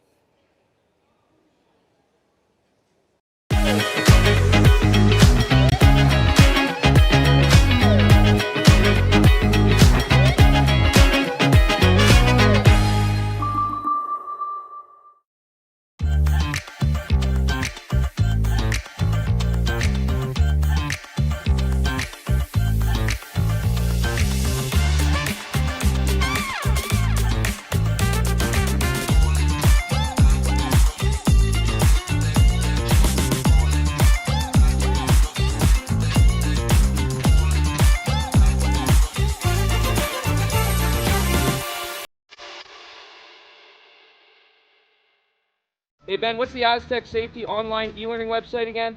Yeah, that would be aztecsafety.com. Fire extinguisher and firefighting, we'll send that one to Paul. Ah, now here's a course I should probably take. Conflict resolution. Power line safety. Yeah, I thought it might help me with my line calls. Did you know this Aztec website has over 100 safety courses? Jeez. Aztec Safety online course. Ground disturbance. Could have used that a few seconds ago.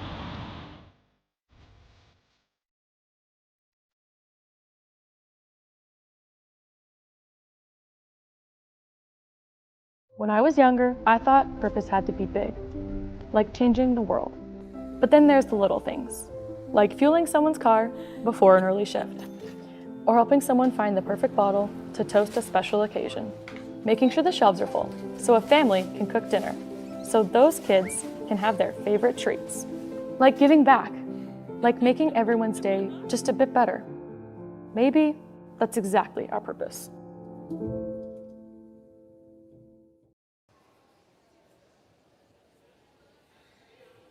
Welcome back to the BC Men's and Ladies Provincial Curling Championships. We are covering the ladies' round robin game between Kayla MacMillan from Victoria Curling Club versus Corryn Brown from Kamloops Curling Club.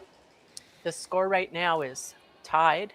That was a score of 2 in the fifth end. There was a biter on the side. We couldn't tell whether it was in or not. So it's a tie game. 3-3 playing the sixth end. 5 ends to go.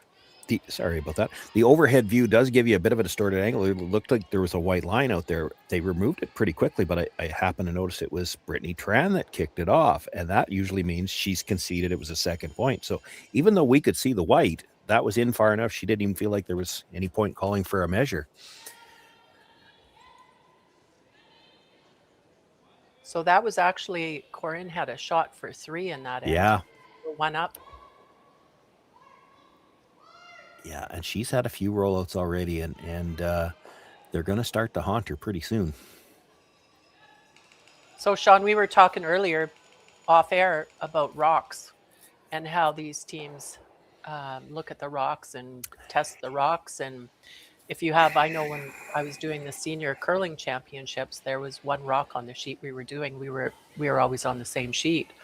there was one shot that was what they called a cutter.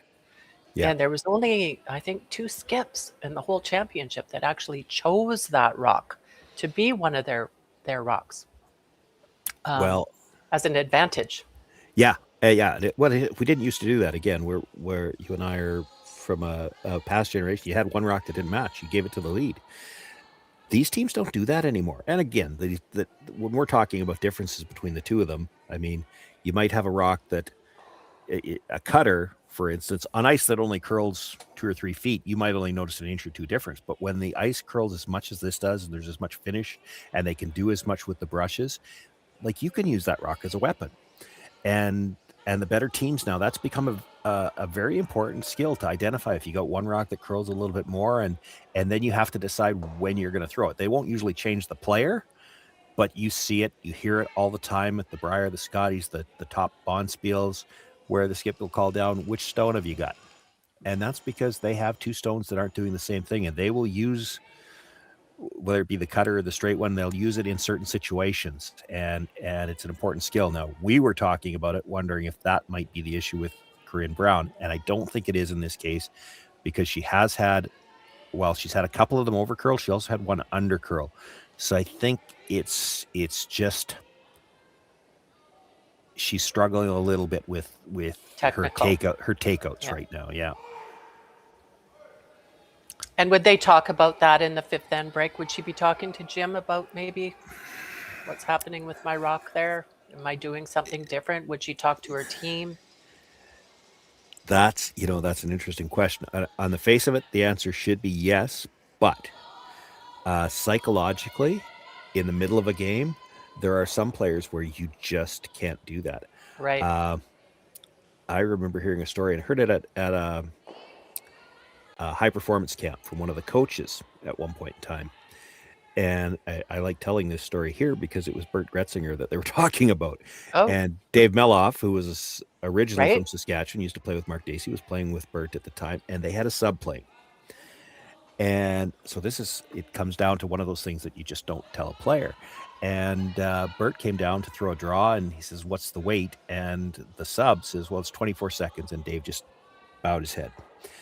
And Dave throws the draw, or Bert throws the draw, and sure enough, he comes up short. And Dave goes over to the sub and says, "You never tell Bert it's anything faster than 23.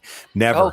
And it's just a psychological thing. But I hate to pick on Bert that way, but it's one of those things. There are some players in the middle of a game, just psychologically, you can't.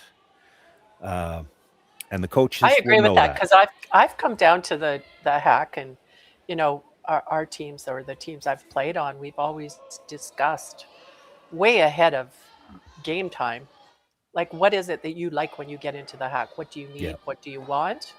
And if I have a time in my head, I've been thinking about it all the way down the ice, and I'm timing hog to hog on every shot pretty much anyways. So I have a pretty good idea what the time is. And if I get into the hack and somebody tells me it's something different, that really messes you up, because now you go, "Oh, is it?" No, like it really messes you. Nice shot. She manages to move all 3 of the rocks in the rings. I feel for Bert on that shot. Well, I just know that some psychological, like Corryn knows she's struggling now, and maybe she's fine talking about it mid-game, but some players would not be. Like, it's just, I need to figure this out. I don't need to be told about it type thing, Right. Unless you ask for it, right? Yeah, I don't know the team, so that they will know. Jim will know whether he's got a team that we could talk about it or not. And I don't know whether it's anything necessarily technical, or maybe she's just not matching the weight to what they called. Like, we don't have the mics on them here, so we can't hear what's gone wrong with those shots. She knows. She knows.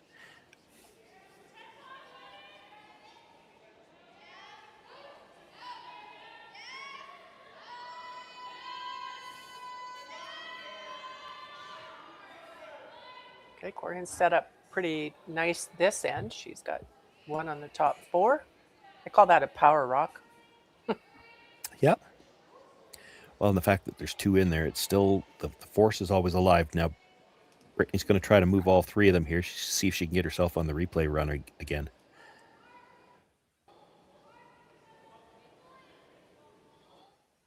Nothing yet out of the brushers. Oh, that's almost bad luck. Like Yeah, that's bad luck. You left it in behind cover. In fact, if anything, it's ever so slightly better.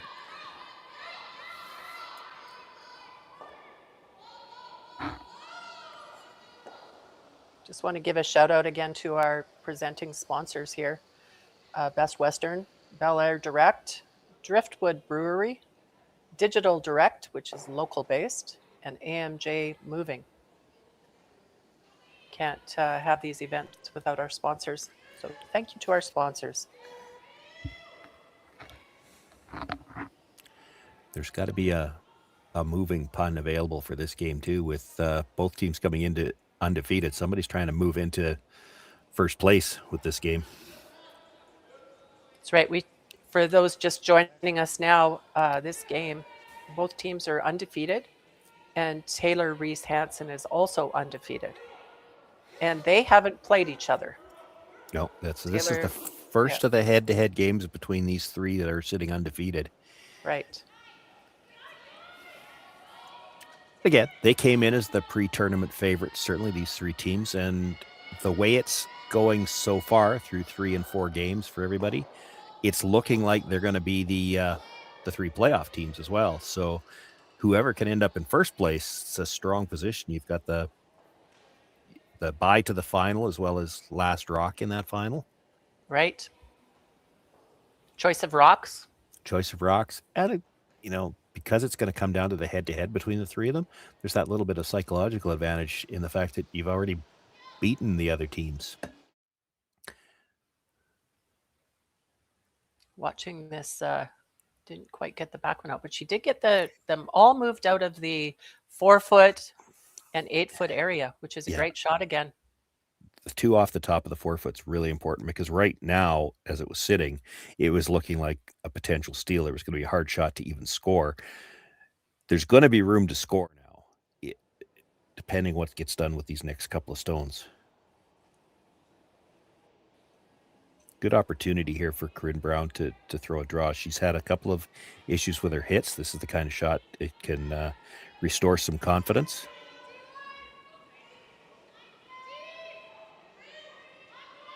Looks like it's a long ways out there, but we know these finish hard.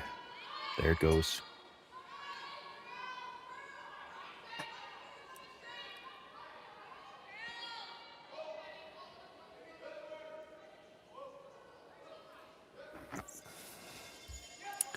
Maybe just a little short on that. Yeah. Block that path that way to the button anyways. Yeah. But like you mentioned earlier, you can still come around that rock as well. You can. It again probably looks more natural to come around this side just because you don't have to get by as tight of a guard, but now she's got to go look where the broom is. She's out into that wide stuff where the speed could be different. It's on the wall side, as you mentioned earlier too, which we have seen both teams, whether it's deliberate or it's just the way the ends have evolved, they haven't played this side of the sheet as much.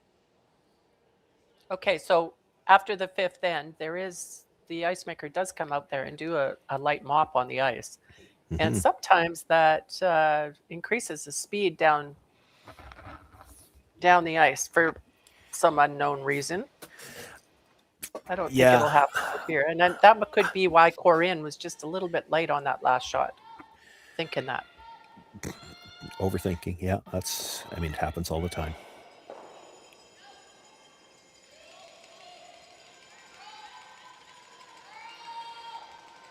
This is a big shot. You're in a little bit of trouble here.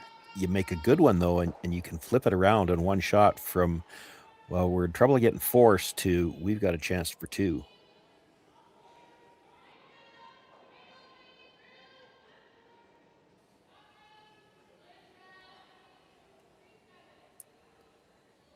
It's going to be deep. Yeah, it's tracking a little bit. It is shot rock, and it did get that little spin at the end, so it's over buried. She can't really chase it to push it out, but she could get there with a freeze. Right. That's not the ideal spot that she wanted that rock for sure. She wanted it in front. No, that actually came down quite a bit. If you're going to be deep on that, there's an argument to be made. Take that right to the back of the 8-foot. That's right. If you make a good freeze here, I think you'll have to try to draw to the side of the button on the other side to score.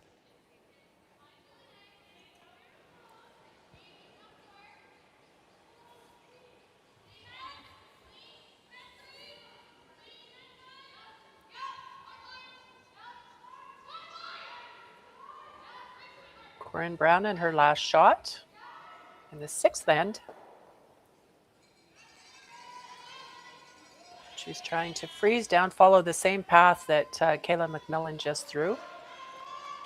I think she's got a little bit less rotation than Kayla, so she should get a little bit more finish. She might be able to get to the inside corner. Looks like the weight's pretty good there. Let's bring it up. Is it far enough? We need the overhead.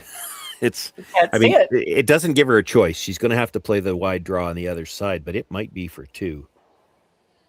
You can see the line, though. Like, there's just a slight difference in the rotation between Corryn's and Kayla's. If she got right down to that, she would have been on the inside corner of it. And then look at where the line she's ended up. She'd have a quarter of her rock in the button. Kayla can't even see the button from where she's throwing. Like, it would have been very tough to catch enough of the rings to even score here. She had outstanding line, just needed a couple of feet more weight.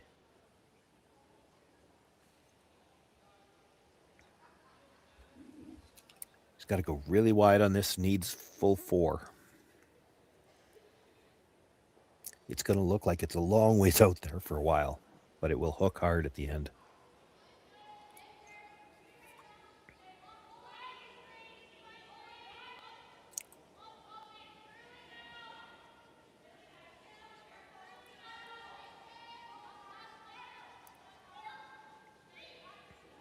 Last shot in the 6th end for Kayla MacMillan.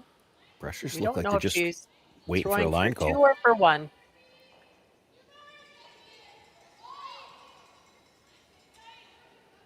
It's looking good. Maybe for 2 if she gets there. 2.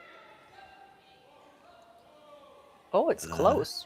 It looks like blue, maybe. That's my guess. Yeah, I don't think she got there.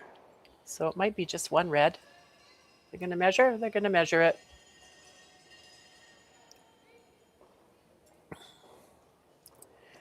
It's close. I don't think she got there, but then there's always that, we see this all the time. When you've got a red rock on a red ring and a blue rock on a red ring, you get a bit of an optical illusion. I agree. The blue rock looks bigger, right? Yeah. Yeah. Oh, and it would be the opposite if we were in the 12-foot, just because the rocks match.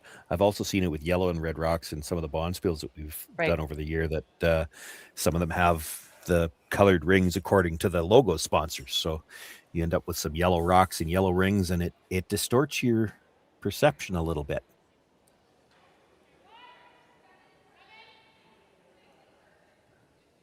So they'll measure this for the 2nd point. Kayla's already got 1.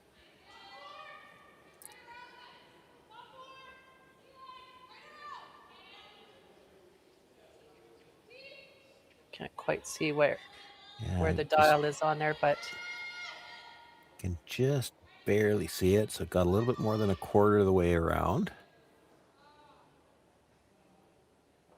The umpire will bring the rock that counts towards looked like the middle. Blue to me. Yeah, it was blue. So just 1 red in the 6th end. Kayla MacMillan will go up 4-3. We're heading into the 7th end, and we'll be right back. Hey, Mark, you ready for this game tonight? Yeah, I'm excited, man. Cupsy, what are you doing over there? Don't worry, boys. Was just on AztecSafety.com, took a fire extinguisher safety course. Paul, I'm putting out the fires from now on. Woo!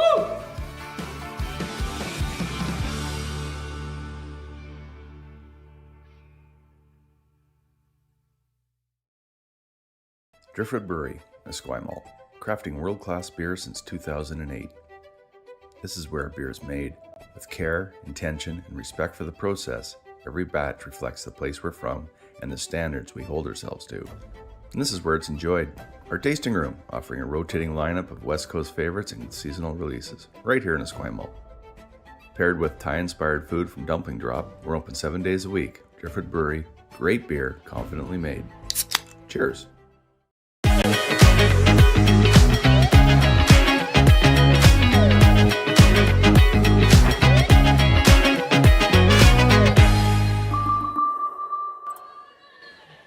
And that's the team she has left to play. MacMillan, Walker, and Stats. She's played before bottom dwellers, and I know that two of them, I didn't see all of them, but two scores very well. So you haven't really been challenged yet.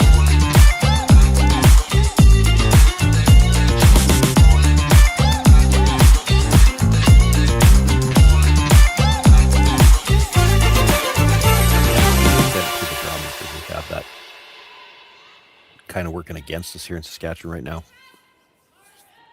Welcome back and Happy New Year. We are here at Esquimalt, Archie Browning Sports Center in Esquimalt, BC, hosting the BC Men's and Ladies Provincial Curling Championships, sponsored or presented by Best Western. Our game we are featuring is Kayla MacMillan from the Victoria Curling Club playing Corryn Brown from the Kamloops Curling Club. I'm Penny Shantz, and I'm joined by Sean Joyce from Saskatoon. And I just want to assure everybody, it is 4-3 for MacMillan after the sixth end. There we go. It was never 1-0 after the third, so I'm not sure where that scoreboard was coming from, but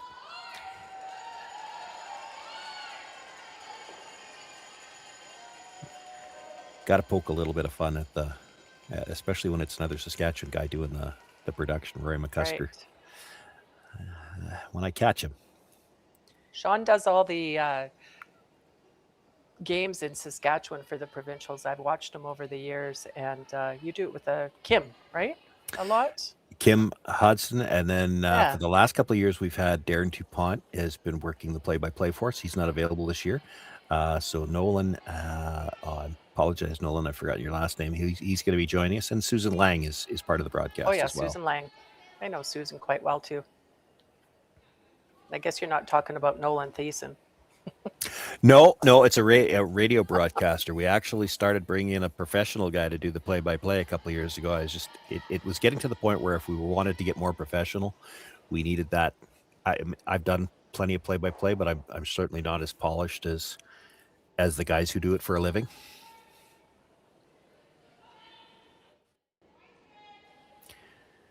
Took me a long time to get seventh end here. Sorry, Penny. Took me a long time to get a telestrator in Saskatchewan too, but we have one now. So if I don't get to play with it this week, I'm going to get to play with it next week. They do have a telestrator, but it's actually at the Archie Browning Center, I believe. I know. And we're not there. We're remote. I'm doing this from Coldstream, BC, and Sean's doing it from Saskatchewan. So we're not privy to that. They assure me they're working on it, although I'm not entirely sure they're not just poking fun at me in the background. It's one of those things. A telestrator would be nice to have to show all the angles, and then they were talking about it coming in. And the first game that I did this week, the very first end, there had to be 10 rocks in play, and there were angles all over the place. It would have been the absolutely perfect time to pull it out because they were talking about multiple shot options, and no such luck. But don't be surprised if we get into those types of situations here in this game as it goes in too. As you start to get into the last few ends of a game that's this tight, both teams are going to be trying to set up opportunities. We've already got some rocks in play here in the seventh and some angles. We certainly are. I just want to mention that the semifinals and the finals are going to be televised on Czech TV on January 3rd and 4th. There's the men's and women's here, but there's also the U20. The U20 is being played in the curling club next door for the BC Provincial Championship. You can catch all the scores online as well at curlbc.ca. They're on Curling Zone as well, which is the host site for Curling Stadium. There are a lot of resources if you want to keep tabs on your favorite teams these days that, weren't there 30 years ago.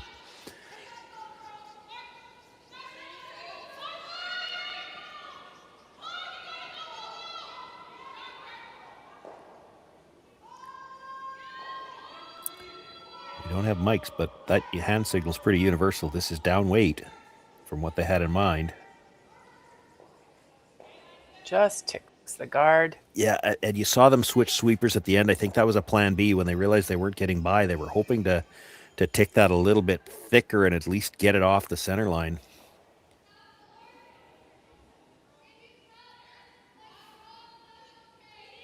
Kayla does not have the hammer here. Yeah. So she would be trying to force Corryn into taking one, I would think. Yeah, ideally, in the seventh end, you don't really want to see a blank here. You'd love to get the force and then get the hammer back in the even end. She's not really thinking steal yet, but I mean, she's had 3 opportunities earlier in the game where she wasn't thinking steal, and it just kind of presented itself late. She got one of them, got a force out of another.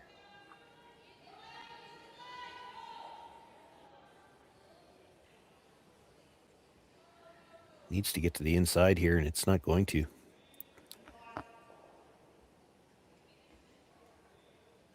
Maybe just a titch too much weight than what she really wanted. Yeah, well, I mean, they were playing to tap it. I don't think they needed to. I think it was more important to get the right line. I agree. Actually fortunate that it bounced off like that, because what does Corryn do now? Like, you make a play on the stone she just threw. There's a chance you're putting it onto the blue, yeah. They need to create a way to get that middle red out. So she's trying to hit the outside of this red one, catch the second red one, to move the third one. And that's, you can't get that second one out now, but you need to create a way to get it out later. So she'll try and open it up a little bit. Yeah, where does everything else end up off this? Loses her own, loses 2 reds. And her shooter. Mm-hmm.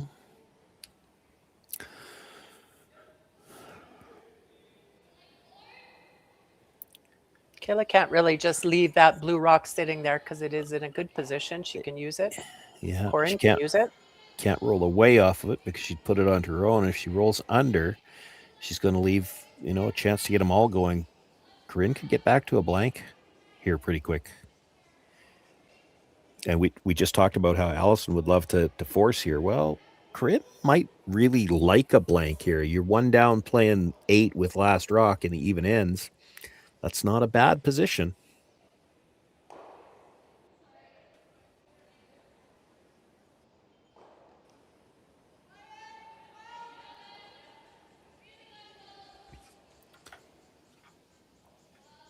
This is not a gimme either, and it's tight to the guard already. Yeah, they're playing it. Plan B to run it back now. Oh, that really went. Oh, that worked out for them. Maybe. Better than what they anticipated, I think. Yeah, I have to think that's less weight than they were trying to throw. Like, I would imagine they wanted to kill the blue stone. Well, she didn't have enough weight for that.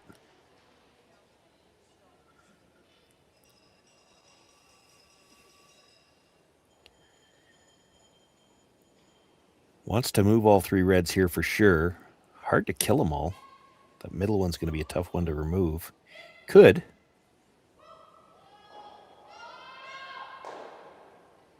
Oh, just missed it. Okay, so yeah. Now MacMillan. You're thinking the same thing as I am. Do you hit the blue one or do you guard it? Yeah. I think you have to guard yet. So we're on, this must be Third's last shot. Yeah. You guard here, they're going to try the run again. But it's MacMillan's rock going down into it now. Yeah, so. yeah.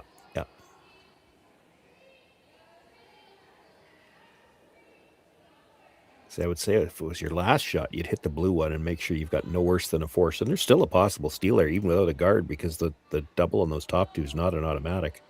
Ooh, this is overcurled. Overcurled a bit.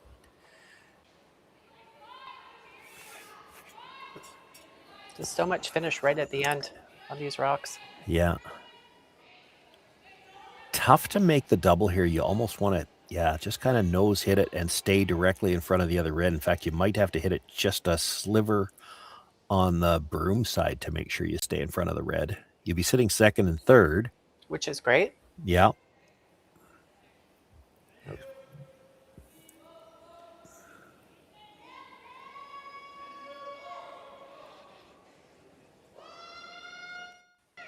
they're really sweeping this. Yeah, I'm not sure she's getting by. Seems around the center, it's just moving a little bit more than what both teams are anticipating. Okay, she has an opportunity to guard that again. Yeah. Kayla's got a little bit more rotation here, so her finish is right at the end. Thinking she's got a little more ice too, I think. Yeah. They will take that little spin at the end. We've seen it a number of times in this game, but hers will hold out there longer, and then they'll use that little spin at the end to get it into place.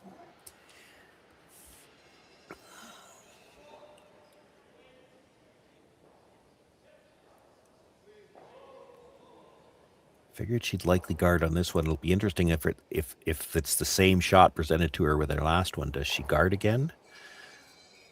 Or do you hit that back one? Because you've already got the force in place. It's not easy to guard an existing rock with as much curl as we have here. And there, yeah, she's sweeping it to hold it out there. Yeah, it looks like lots of line, but you know this is going to spin at the end. Needs to stop. Whoa. Okay. Pretty good shot. Yeah, stop just in time. I mean, the nose hit probably gets them all. But that's never as easy as it sounds either. Like you're just a sliver off the nose. One way you jam it, the other way you don't make contact at all. Corryn's got a big shot here. If you had your telestrator, you could show exactly how that rock was going to come and hit those other two, and right? You're on Team Tease Sean. I see it.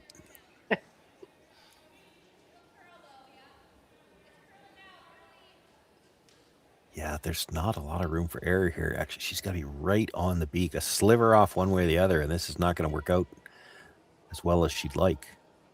Okay, they held it good there. Looks real close.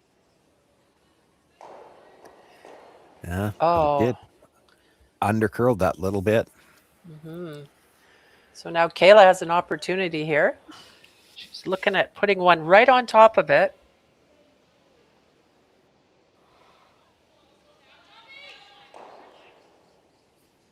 And really put some pressure on Corryn Brown to score one.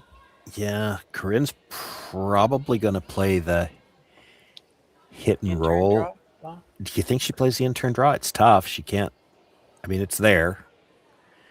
I'd be tempted. If you're not going to tap that rock, I'd be tempted to just be full 12 foot between the two of them so she can't play the hit and roll.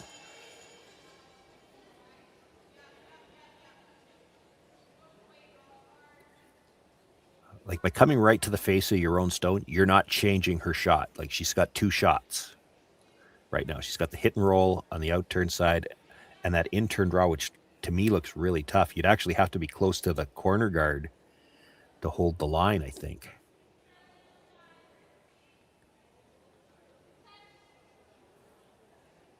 I like, if you're coming to the middle, I like tapping this up a couple of inches.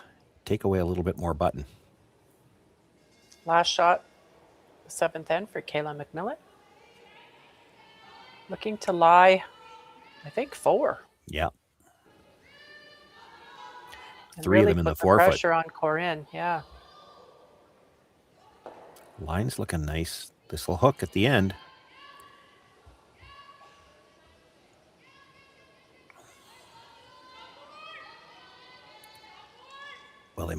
might have done a little bit more to take away a little bit of that draw. She's still got the hit and roll. So what kind of weight do you play on this? Do you play like a full hit, or do you play a, let's be careful? Yeah, once upon a time, this would have been thrower's choice. You throw whatever you're confident in. But these days with, again, going back to the equipment and the brushing and what they've learned to do with it, the quieter you can throw these rocks, the more you can do with the brushers. So you'd probably throw this as maybe a bumper. Nice control. Yeah, something that the brushers can control. We used to call that house weight, house hit.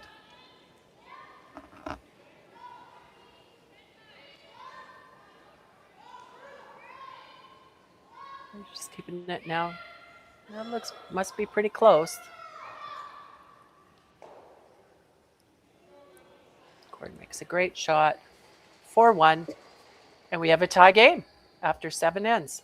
4-4. Kayla MacMillan will have the hammer going into the 8th end.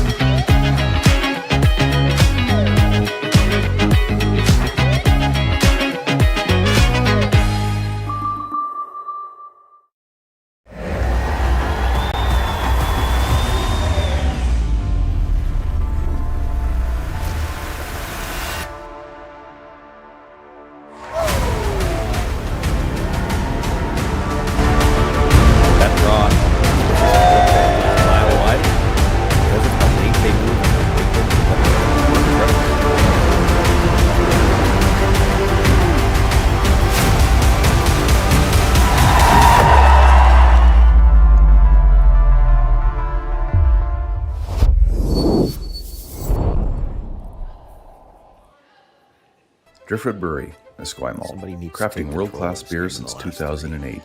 Yeah, there's been a This is couple where of- beer is made with care, intention, not and respect sharp. for the process. Yeah, well, I Every batch haven't seen reflects the one place where I we're say from this is the and the team that's standards going we to hold win. ourselves Two to. of the undefeated. This is and where if it's you look at enjoyed. Scoreboard, Our Reese tasting Hanson's room, having trouble with offering a Phil's rotating bell. lineup of West Like, Coast they're tied. favorites and She's seasonal got the releases, hammer, but- right here in Esquimalt. Like at this point Paired in with time, you'd Thai-inspired like to see food somebody from Dumpling taking Drop, we're control. open 7 days a week. Driftwood Brewery, And this is great more beer, of a game confidently of made. he misses than Cheers. Welcome back to the BC Men's and Ladies Provincial Curling Championships, presented by Best Western. I'm Penny Shantz. I'm joined by Sean Joyce, and we are in the 8th end of a tight game. It's 4-4. Kayla MacMillan from the Victoria Curling Club versus Corryn Brown from the Kamloops Curling Club. Two of the top teams in the field, and they're playing for their first win, or first loss, I should say. Yeah, true. Well, playing to try to hand their opposition their first loss. Yeah, this is a key matchup. I mean, this has got. If you were looking at the event before it started, you would have still looked at this one and say, well, this one could have playoff implications, but it's played out that way. Like, you've got 3 teams coming into this draw that are undefeated, and it would have been the top 3 seeds coming in, and they're playing each other, as you said, one this morning, one tonight, and one tomorrow morning. So in the next 4 draws, there's going to be a lot of jockeying for position. This is the first of the big 3 games between the 3 teams that are undefeated. And right now, we were talking about a bit during the break, what we haven't seen yet is we haven't seen either one of these teams just grab this game. And that's what I'm looking for in the last 3. You'd like to see somebody just firmly grasp this game. Psychologically, that could be huge going to the playoffs too. Right. And you'd mentioned you looked at the scoreboard across, and Taylor Reese Hansen right now is playing Kelsey Powell. That's from my local club, and they're in a tight game there. Yep. You mentioned they were tied playing the 8th end. Tied playing the 8th. Reese Hansen has last rock, but you expect that. There was one blowout this draw. Mara Harris 13-1 win over Kayla Wilson, but all of the other games tied into the 8th end. And you can check out all the scores online at Curl BC. They have all the live scores if you want to check yourself. And I believe there's some other games out here too that you can watch on YouTube, Curl BC, if you look on it. You expect these games to get tight as you get farther on in the competition, because these are all good teams. And so you just expect the play to get tighter as you go along, and all the teams know the ice. They've got a good read on it now. That one blowout score, it was just a case of a big end early, and then, as the opposition, I give them credit. You're playing with rocks in play, trying to get back in the game, and sometimes it doesn't work. That's right. Yeah, sometimes the scoreboard isn't indicative of really what was going on out there, right? It was just one bad end. That one bad end, and then you got to ignore a lot of rocks and try to get back into the game. And like I said, I give credit, because I've seen the other side of that, where you give up that big end and then, let's just try to stay close. Well, losing a close game still counts the same as losing a lopsided game. Like, try to get yourself back in it. Right. Sean, do you have an update on the score between on the A qualifier on the men's side? De Jong and Montgomery? At the break, it was Montgomery up 4-3. De Jong had last rock. He managed to get his deuce in 6, and they blanked 7. So De Jong with a 5-4 lead. Montgomery with last rock in the 8th there. So that's a close game too. The men's and ladies do play different formats. The ladies play an 8-team round robin with 3 teams going into the playoffs. The men play a triple knockout with 4 qualifiers, 1 out of A, 1 out of B, and 2 out of C. And 4 of them play off for the finals. The finals are on Czech TV, January 3rd and 4th.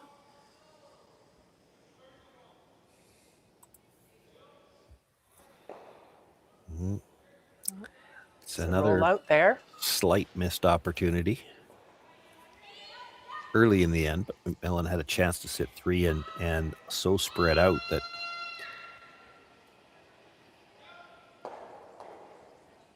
would have been a problem for Brown to try to get back to a force situation. She's hitting this rock in the back of the 8. I'm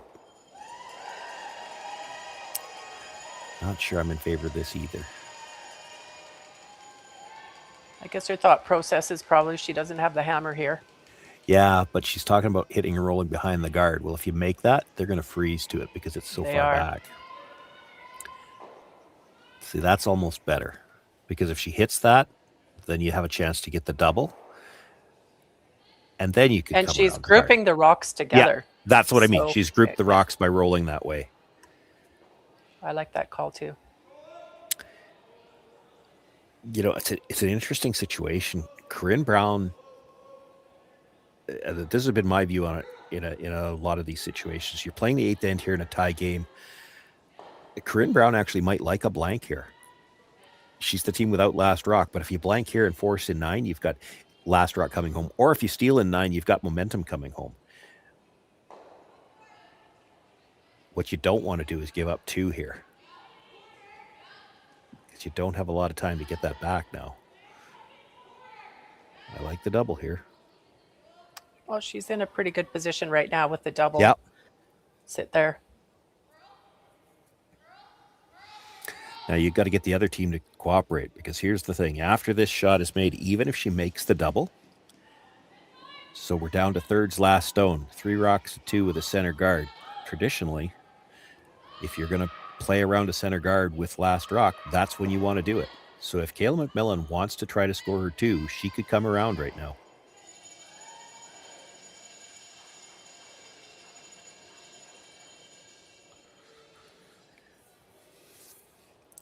Looks like she's content to play for the blank here.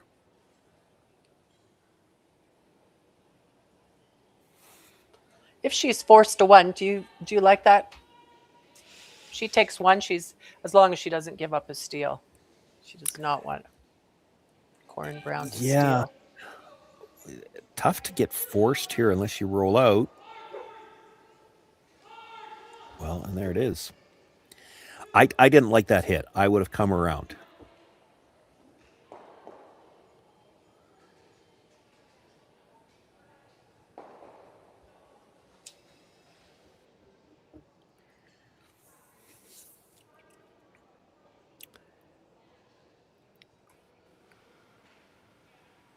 Corryn Brown's first rock in the 8th end of a 10-end game. They play 10 ends. At least. At least. I looked at their times last end. They were both around 11 minutes, I think. So yeah,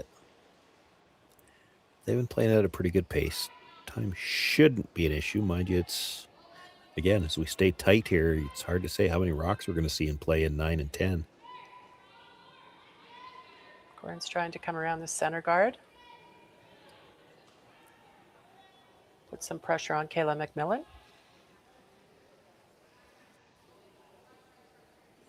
Looks like it might be a little deep. Yeah, they were caught there. Do you sweep for curl or do you try to let it stop in front of the tee line? It's just a little too deep.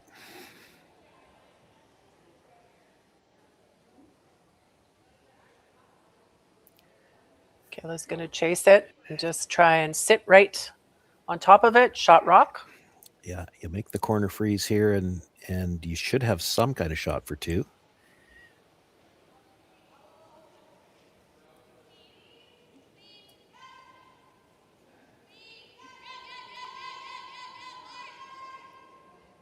But you're not playing with a lot of real estate here. You can't be short. You won't be shot rock. And you can't bounce off. You bounce off, you might leave Corryn Brown a chance to say, maybe make a nose hit, sit two, and you wouldn't be able to nose hit it back and be shot rock.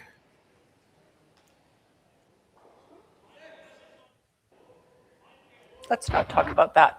Let's talk about the good shot. But what I mean is, like, these aren't just area plays. Like, you're playing this to a spot. It's got to be right on the corner. It's got to be perfect, yeah. Yeah, these aren't, just throw it in there and get shot somewhere. No, you need to put this in a really good spot. And it's not all on the thrower. Like, this is a lot of pressure on the brushers too. They're trying to sweep this to a spot, not an area. Looks like she needs that spin that she's been getting at the end. Yeah. Not quite going to get it done. She's left room for Corryn to get to the nose of that. So would Corryn want to just tap that back just a bit so she's sitting two? Or would You that could. set up a double, like, or shrink You her could. house? Well, it is going to leave a double. I mean, there's going to be a double on the Blues, but I'm not sure you're ever leaving a double on the Blues where you could stay. Like, if she gets to the nose or just slightly the broom side of the nose tapping that back, the double is going to be a thin slash double, and I think you lose the shooter. Okay, so last rock in the 8th end for Corryn Brown. She does not have the hammer. Looks like she's playing the weight to try to remove it, which is fine, but then it probably changes where you want to hit this. It's got to curl a little bit. Yeah, just ever so slightly across the face and tuck a corner. Yeah, I didn't do that. That's okay. It gives her the shot for the blank, though. Like, if she tucks a corner, she doesn't have a shot for the blank. This still has to be made. It's not a gimme. Could you ever get unlucky, Penny? That red that's out of the rings. If you went into the side of that, would you still be in the rings? It might be, right? It's close. It might even squirt back in. Yeah, for sure. To make this, she's looking at hitting about half a rock, which is going to put her in the neighborhood of that red one.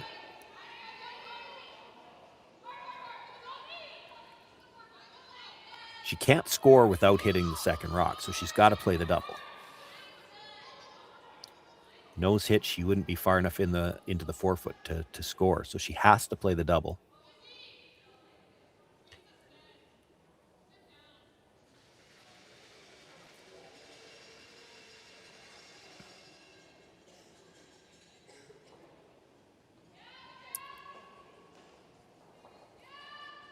Last shot, the 8th end. Kayla MacMillan looking to double out 2 blue, and she did not. So it will be a steal by Corryn Brown in the 8th end, going up 5-4. And we'll be back with the 9th end play.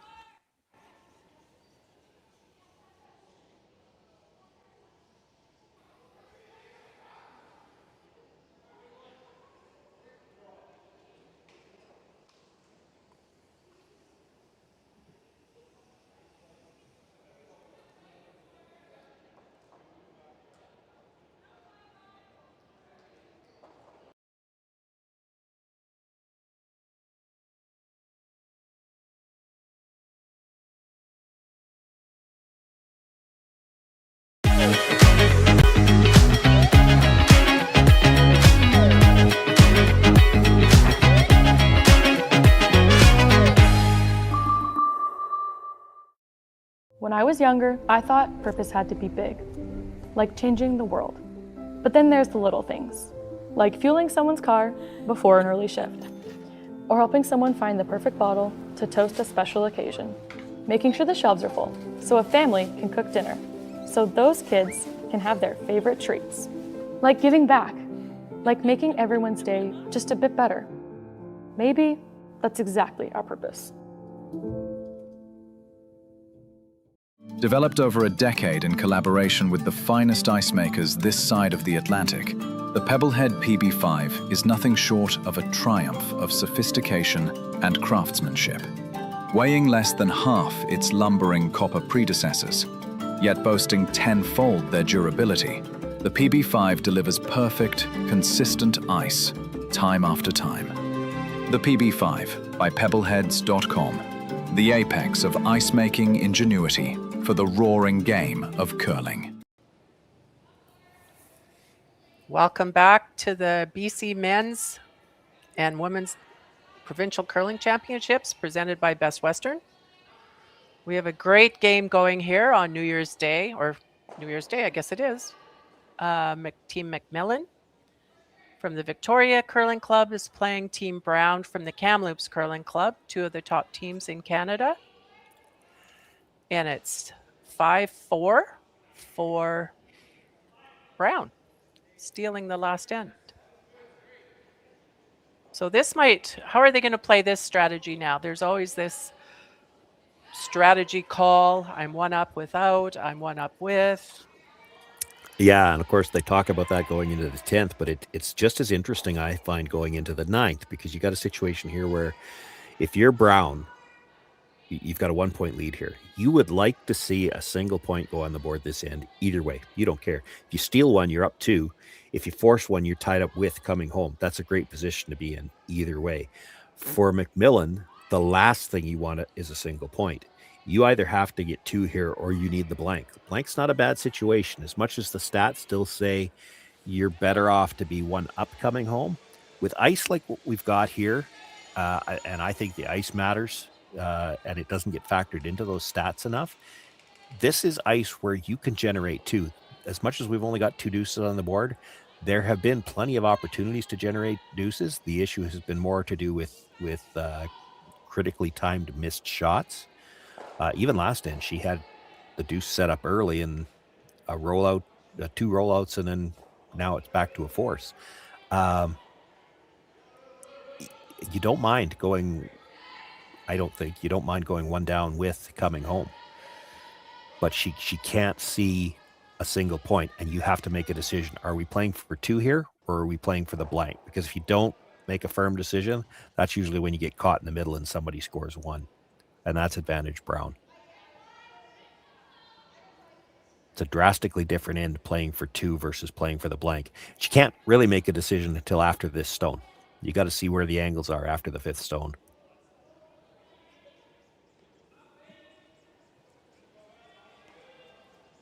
That's the fun part. It's probably nerve-wracking as a player, but that's the fun part of watching the game now with the 5-rock free guard zone, is that first 5 stones kind of sets up how the rest of the end is going to play. And you can see her already thinking the wheels are turning. Okay, how are we going to play this now? And she's trying to move things around and leave her red stone at the back. So she's thinking of trying to set up a way to score 2. with the angles the way they are. Sean, I've been asked how many timeouts these teams are allowed. They are allowed 1 timeout each. That's right. Yeah. And but they also are able to talk to their coaches behind the scenes, and you'll see that quite a bit out there if you look closely. Between shots, you'll see the skip back there talking to the coach.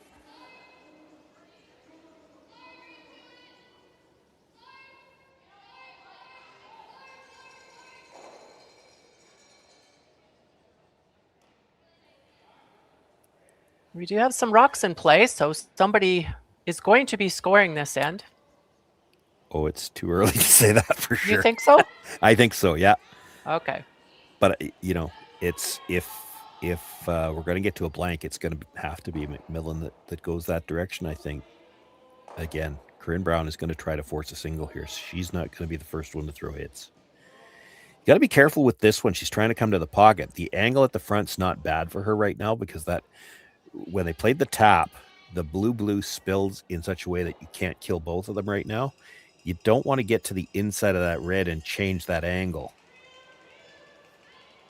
Freeze, it's okay, but if you move it and change the angle where she could hit the red and kill both blues, that would be kind of switch the advantage to MacMillan again.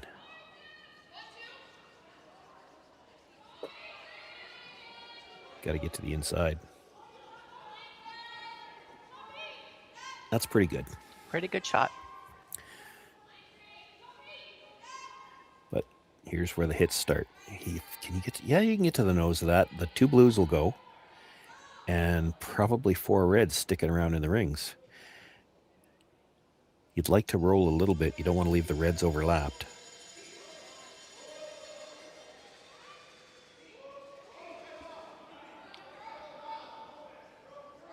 Big weight. She's looking to roll a lot. Big weight with a set. She might be really thin on the first one. Oh, and she sprinkled the rocks out a little bit there. Yeah, that's not ideal.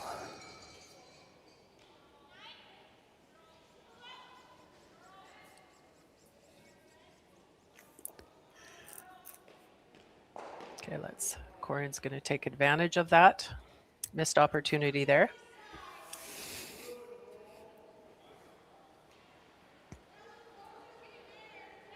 Throw up a center guard. Yeah, guard the red as much as anything else, because that red could still be run into the 2 blues. And then, Kayla's going to have to, it'll depend where this one ends up. She'll have to make a decision. Are we trying to run this into the red, into the blues, or do we try to double peel the guards? Which, again, it's going to depend on what kind of angles they leave up front.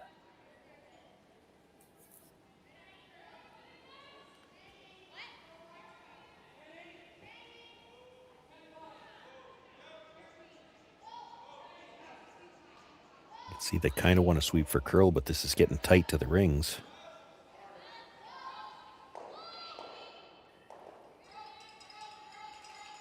Well, she's thinking about the triple. Straight back on the center guard. Kayla at this point is trying to clear it up so she'll have a shot to the 4-foot with her last one. Well, you make this triple, you're sitting 2. Yeah. But, you're going to leave the center guard up. And if you hit this just slightly off, this is kind of an all or nothing shot. And they're on it early, trying to hold it. She might have been just a bit tight there.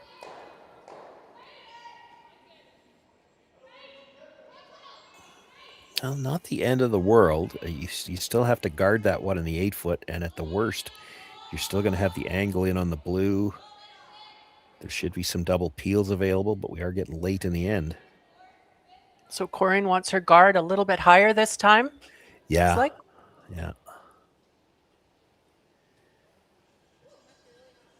So you have to anticipate Kayla's going to try to run something in. So separation, whether she's running it in to play a double peel or into the ones in the house.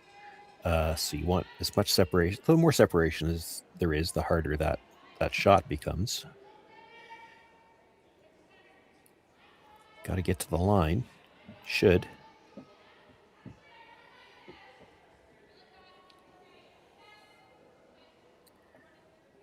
It's borderline did it over curl enough you could play the port?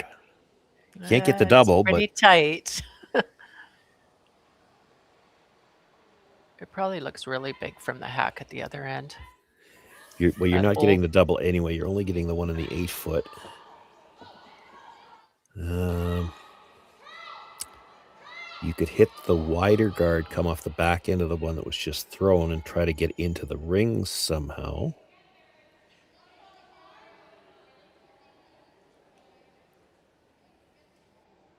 Can she see enough of the blue in the 12 foot to make the triple?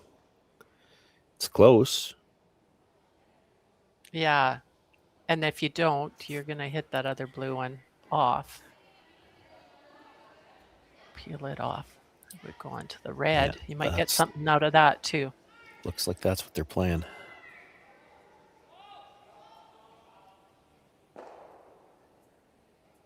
Not sure what she's eyeing up now. Well, I thought they were playing the blue in. Are they playing the double peel over the top, maybe? I think they're playing one that that front was, one, it looks like. yeah, over the top of the one in the 12 foot and then try to slash it back. So now your shooter could come across and kill the other blue guard, but you're probably staying there, I would think. I don't think she's trying to run this through the port this time. Well, if anybody can make that, Brittany could. Well, she's trying to run it through the port now. Oh. Yeah. That's not a bad shot. She Yeah. cleared it up. She's Got got rid shot of at two. shot at the back 8 foot now, and it's covered. Right. Can we see the replay on that one? There we go. Doesn't hurt me to not have a telestrator on this one because I could never have drawn all these. Yeah. She's got a tick on the red, a tick on the blue, a tick on the last blue, and then with the action on these stones and the spin on a couple of them, she moved 5 stones on that one. That is a great shot by Brittany Tran. Yeah, got rid of all the overlaps. They're not entirely out of trouble. Corryn has an opportunity here to come around and put one behind that guard.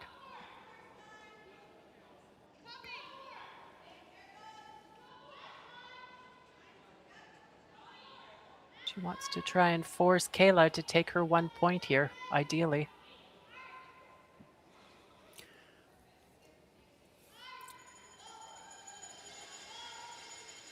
She a little light there? Yeah, or a lot.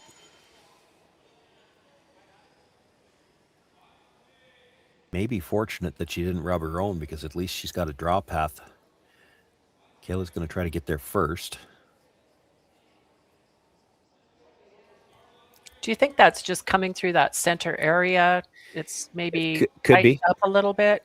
Getting flat, getting a little fudgy. Pick the figure of speech you like, but the pebble starts to wear down a little bit. And of course, so much of the play goes to the middle. Yeah, that's a possibility. Kayla's And trying that's to one of decide those- which side to come. She's going to have fresh ice if she comes out with the out turn or comes in with the out turn. Sorry, Penny, I was just carrying on that thought. That was one of those things. We talked about it a bit off the air. In the 4 games that Corryn has had, she's had a couple of blowouts. So they maybe haven't seen the 9th end as many times as they'd Okay. like to, and maybe just didn't know what the speed might be doing down the middle. That's a good point.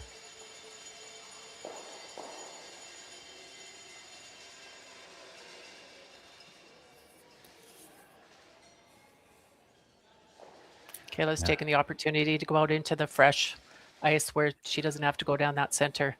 Should be pretty nice out here. Well, she'll hope so. This is out onto that wide side on the board side, and we've seen it be rocks stay heavy. straight. Yeah, and they can run quite heavy out here too. And she's out probably wider than anything we've seen yet. She has to be. I mean, that's the only way she's getting by. But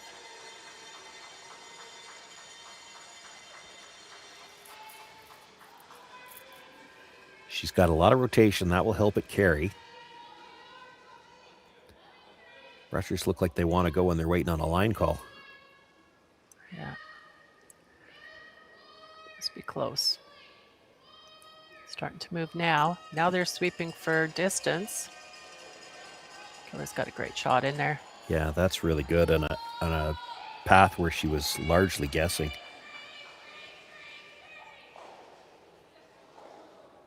That's a great spot. All Corryn can try to do is freeze the corner of it.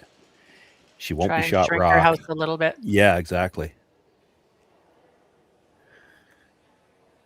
Okay, well, she just threw it down this spot, so she should have a good grasp on the weight now.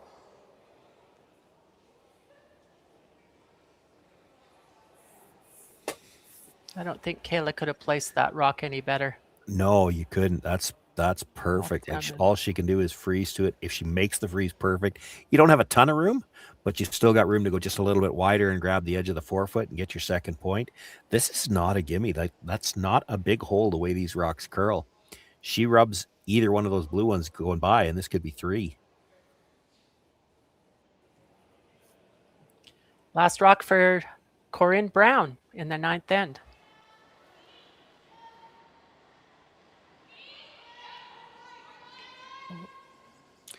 They were just cleaning early still.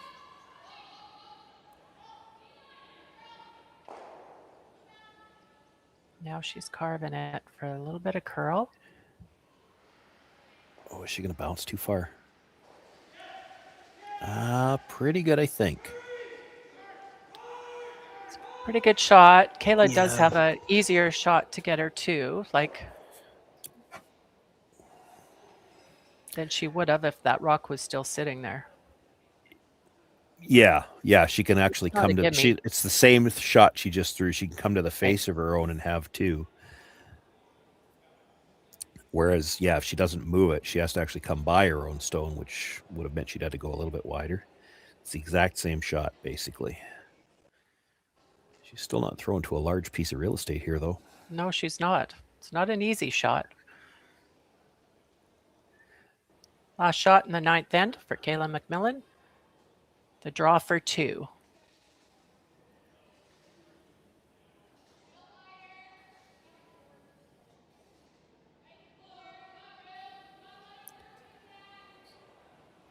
Sweepers are keeping it clean. Yeah, we got a brush down quicker this time, but now they feel like it needs to curl. I don't think this is going to come up enough for her. So she takes 1. So we have a tie game going into the 10th end of our game. We'll see you in a minute.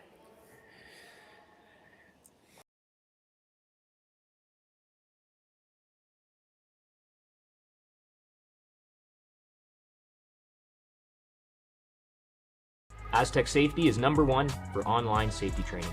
Aztec Safety is the proud sponsor of the Aztec Safety Challenge, the #1 event on the World Curling Tour. And Aztec Safety has been a proud sponsor of Team Jacobs on our quest to represent Canada at the Olympic Games.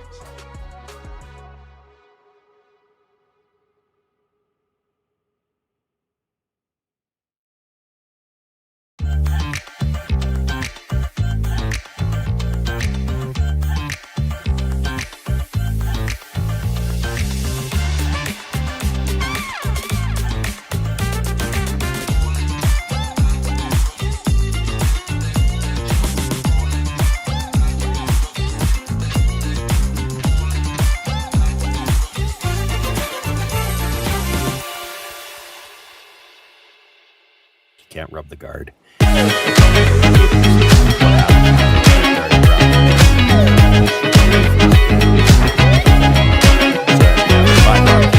rocks and 3 in the forefoot, 2 guards and 3 in the forefoot, but yours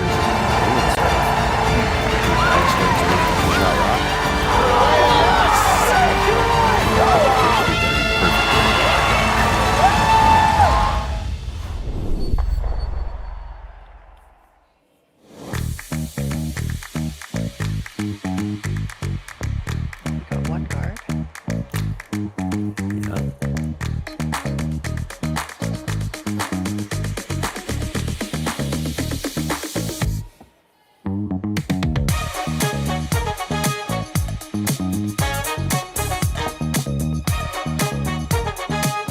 Is there 2 more games today? There is, but the next draw doesn't have any women's games in it. Welcome back to the 10th end of the BC Men's and Ladies Provincial Curling Championships presented by Best Western. We are in the 10th end of a 10-end game. It will be. We have a tie score. They're tied. MacMillan is got the hammer coming home. And Corryn Brown has put up her center guard with her lead's first rock.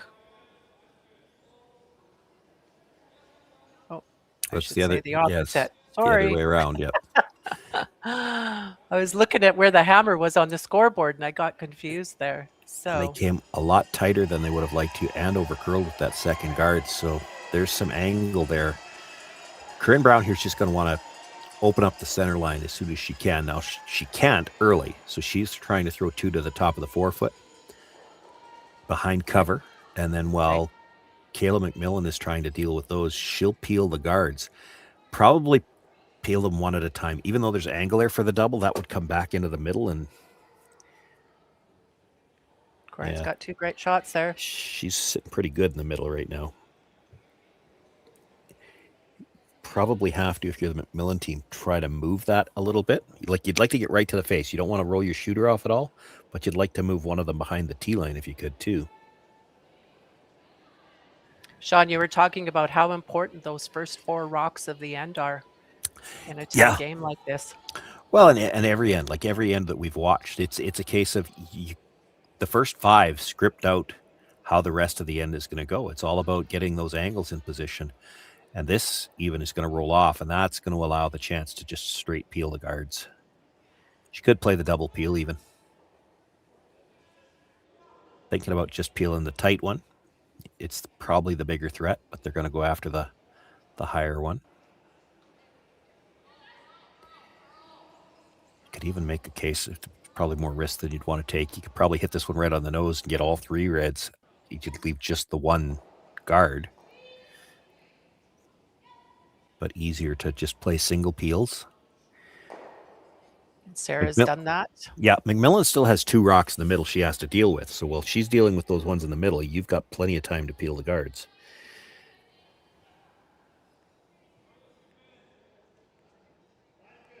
This to me looks like she's making a play into the house here. I'd be throwing another guard. Yeah, she doesn't have the ice for a guard. Got a little more weight.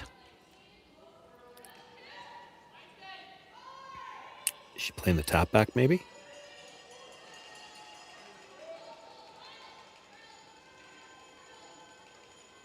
She's on the front guard. Yeah, I don't know what they were playing, but now she's got nothing on the center line front. That's...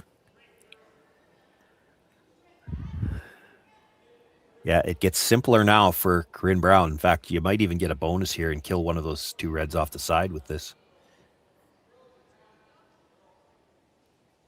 Sarah, the second on Team Brown, throwing her last rock.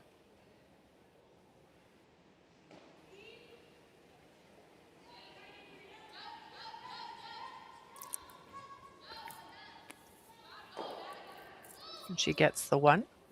So now Kayla is forced to put up a guard, which we kind of thought maybe she should have done.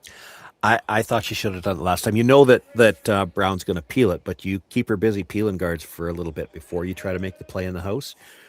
And now you maybe want to think about where you're playing this guard. Now, she's just playing it out of habit on the center line, but that makes the peel pretty easy. You might want to think about throwing the guard a rock's width at least off the center line on this side, so about lined for about right there and tight to the rings, because then there's all kinds of shrapnel behind it that you could jam it into when you try to play the peel. Right now, there's nothing on, as we look at Corryn, there's nothing on the right-hand side of the sheet, so if you hit it anywhere on the broom side, there's no jam possible.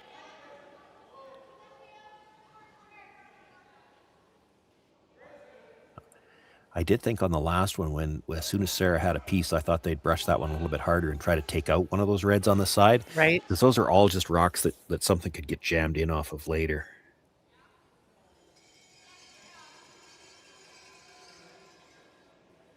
So they're going to try to peel it that way and take one of those reds this time.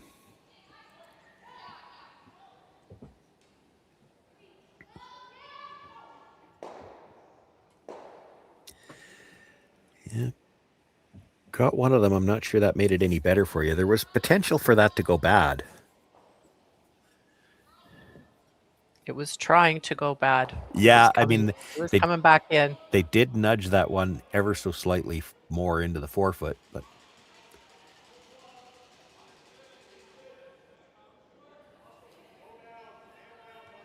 so now they're going to look to make the play on the two blues in the middle, and critical to be right on the nose here. You want to keep your shooter dead in front of the other blue stone so that it can't really be removed. You'd like to keep the back one in the back of the house, but more important to keep your own in a good position. And that rolled off too.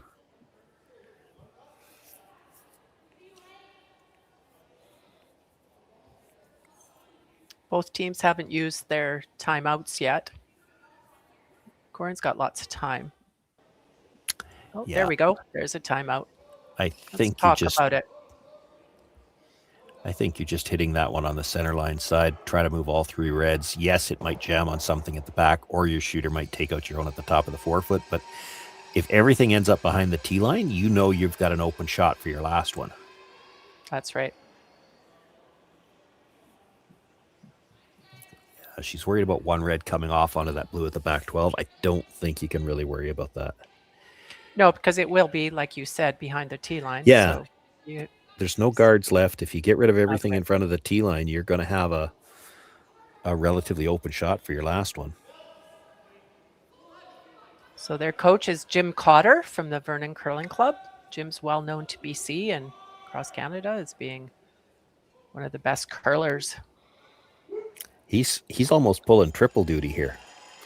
I know he's curling in this as well. And his daughter's playing. And his daughter's playing. That's right. So he's player, he's coach, and he's dad, all at the same time, and none of them on the same sheet. So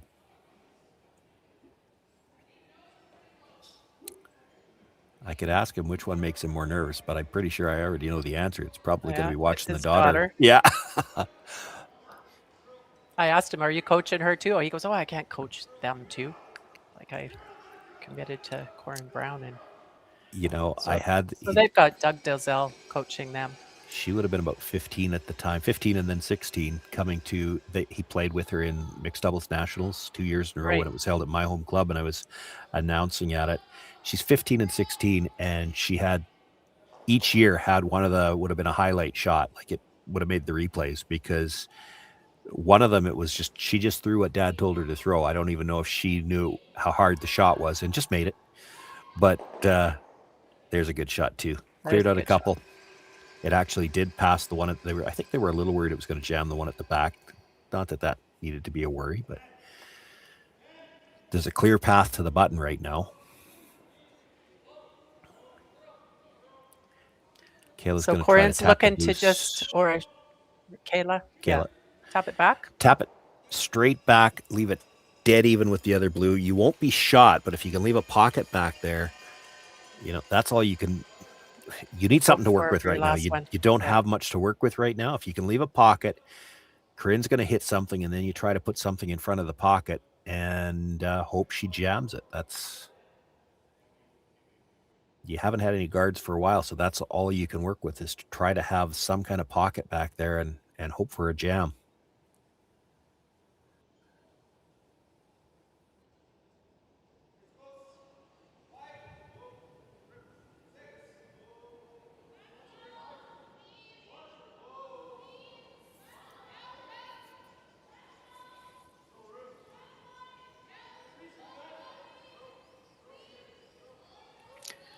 This looks like it's going to be a little bit. Yeah, it's going to be a little strong to leave a pocket. Okay, not exactly what she wanted. Too far back there. Yeah. Corryn's thinking about in the back, so yeah, Corryn's thinking about playing the double. Now here's the risk with the double. You make the double. And now is where I wish I had the telestrator, because you draw where the blue rock will be after you make the double. It's going to leave her the out-turn freeze to the back one, and you're going to have to draw to beat her, assuming she locks the freeze on.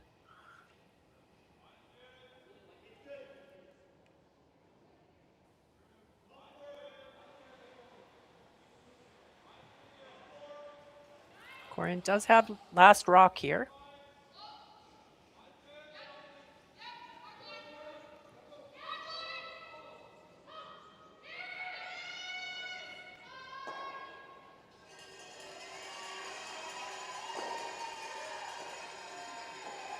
Oh, she did exactly what you said. Yeah, she got that little spin at the end, though. That's going to help because now this freeze, if she doesn't get that last little bit of a spin, it would have been maybe in the way. If you're only frozen on half the stone here, Corryn will be able to hit it. Right.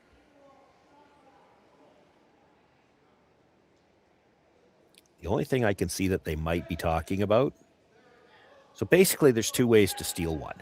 Either you have to get something buried, or in this case, frozen, or you make her look at 2 where she can't hit anything on the nose. Well, you could make her look at 2 here. There's a double there on the blues. Both rocks would be in the 8. She can't hit either one of them on the nose and be shot rock, so at least you force her to draw.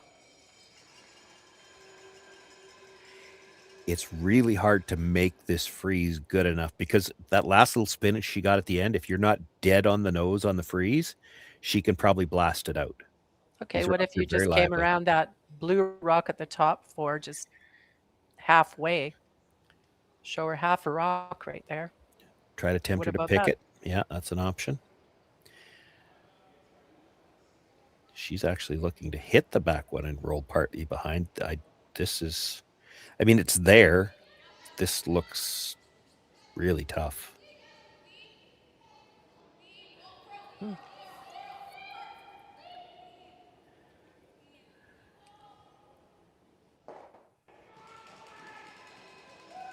So she did use her timeout.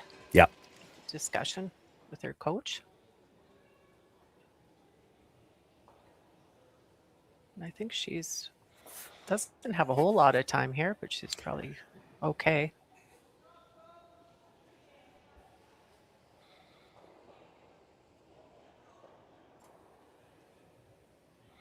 Last shot for Kayla MacMillan.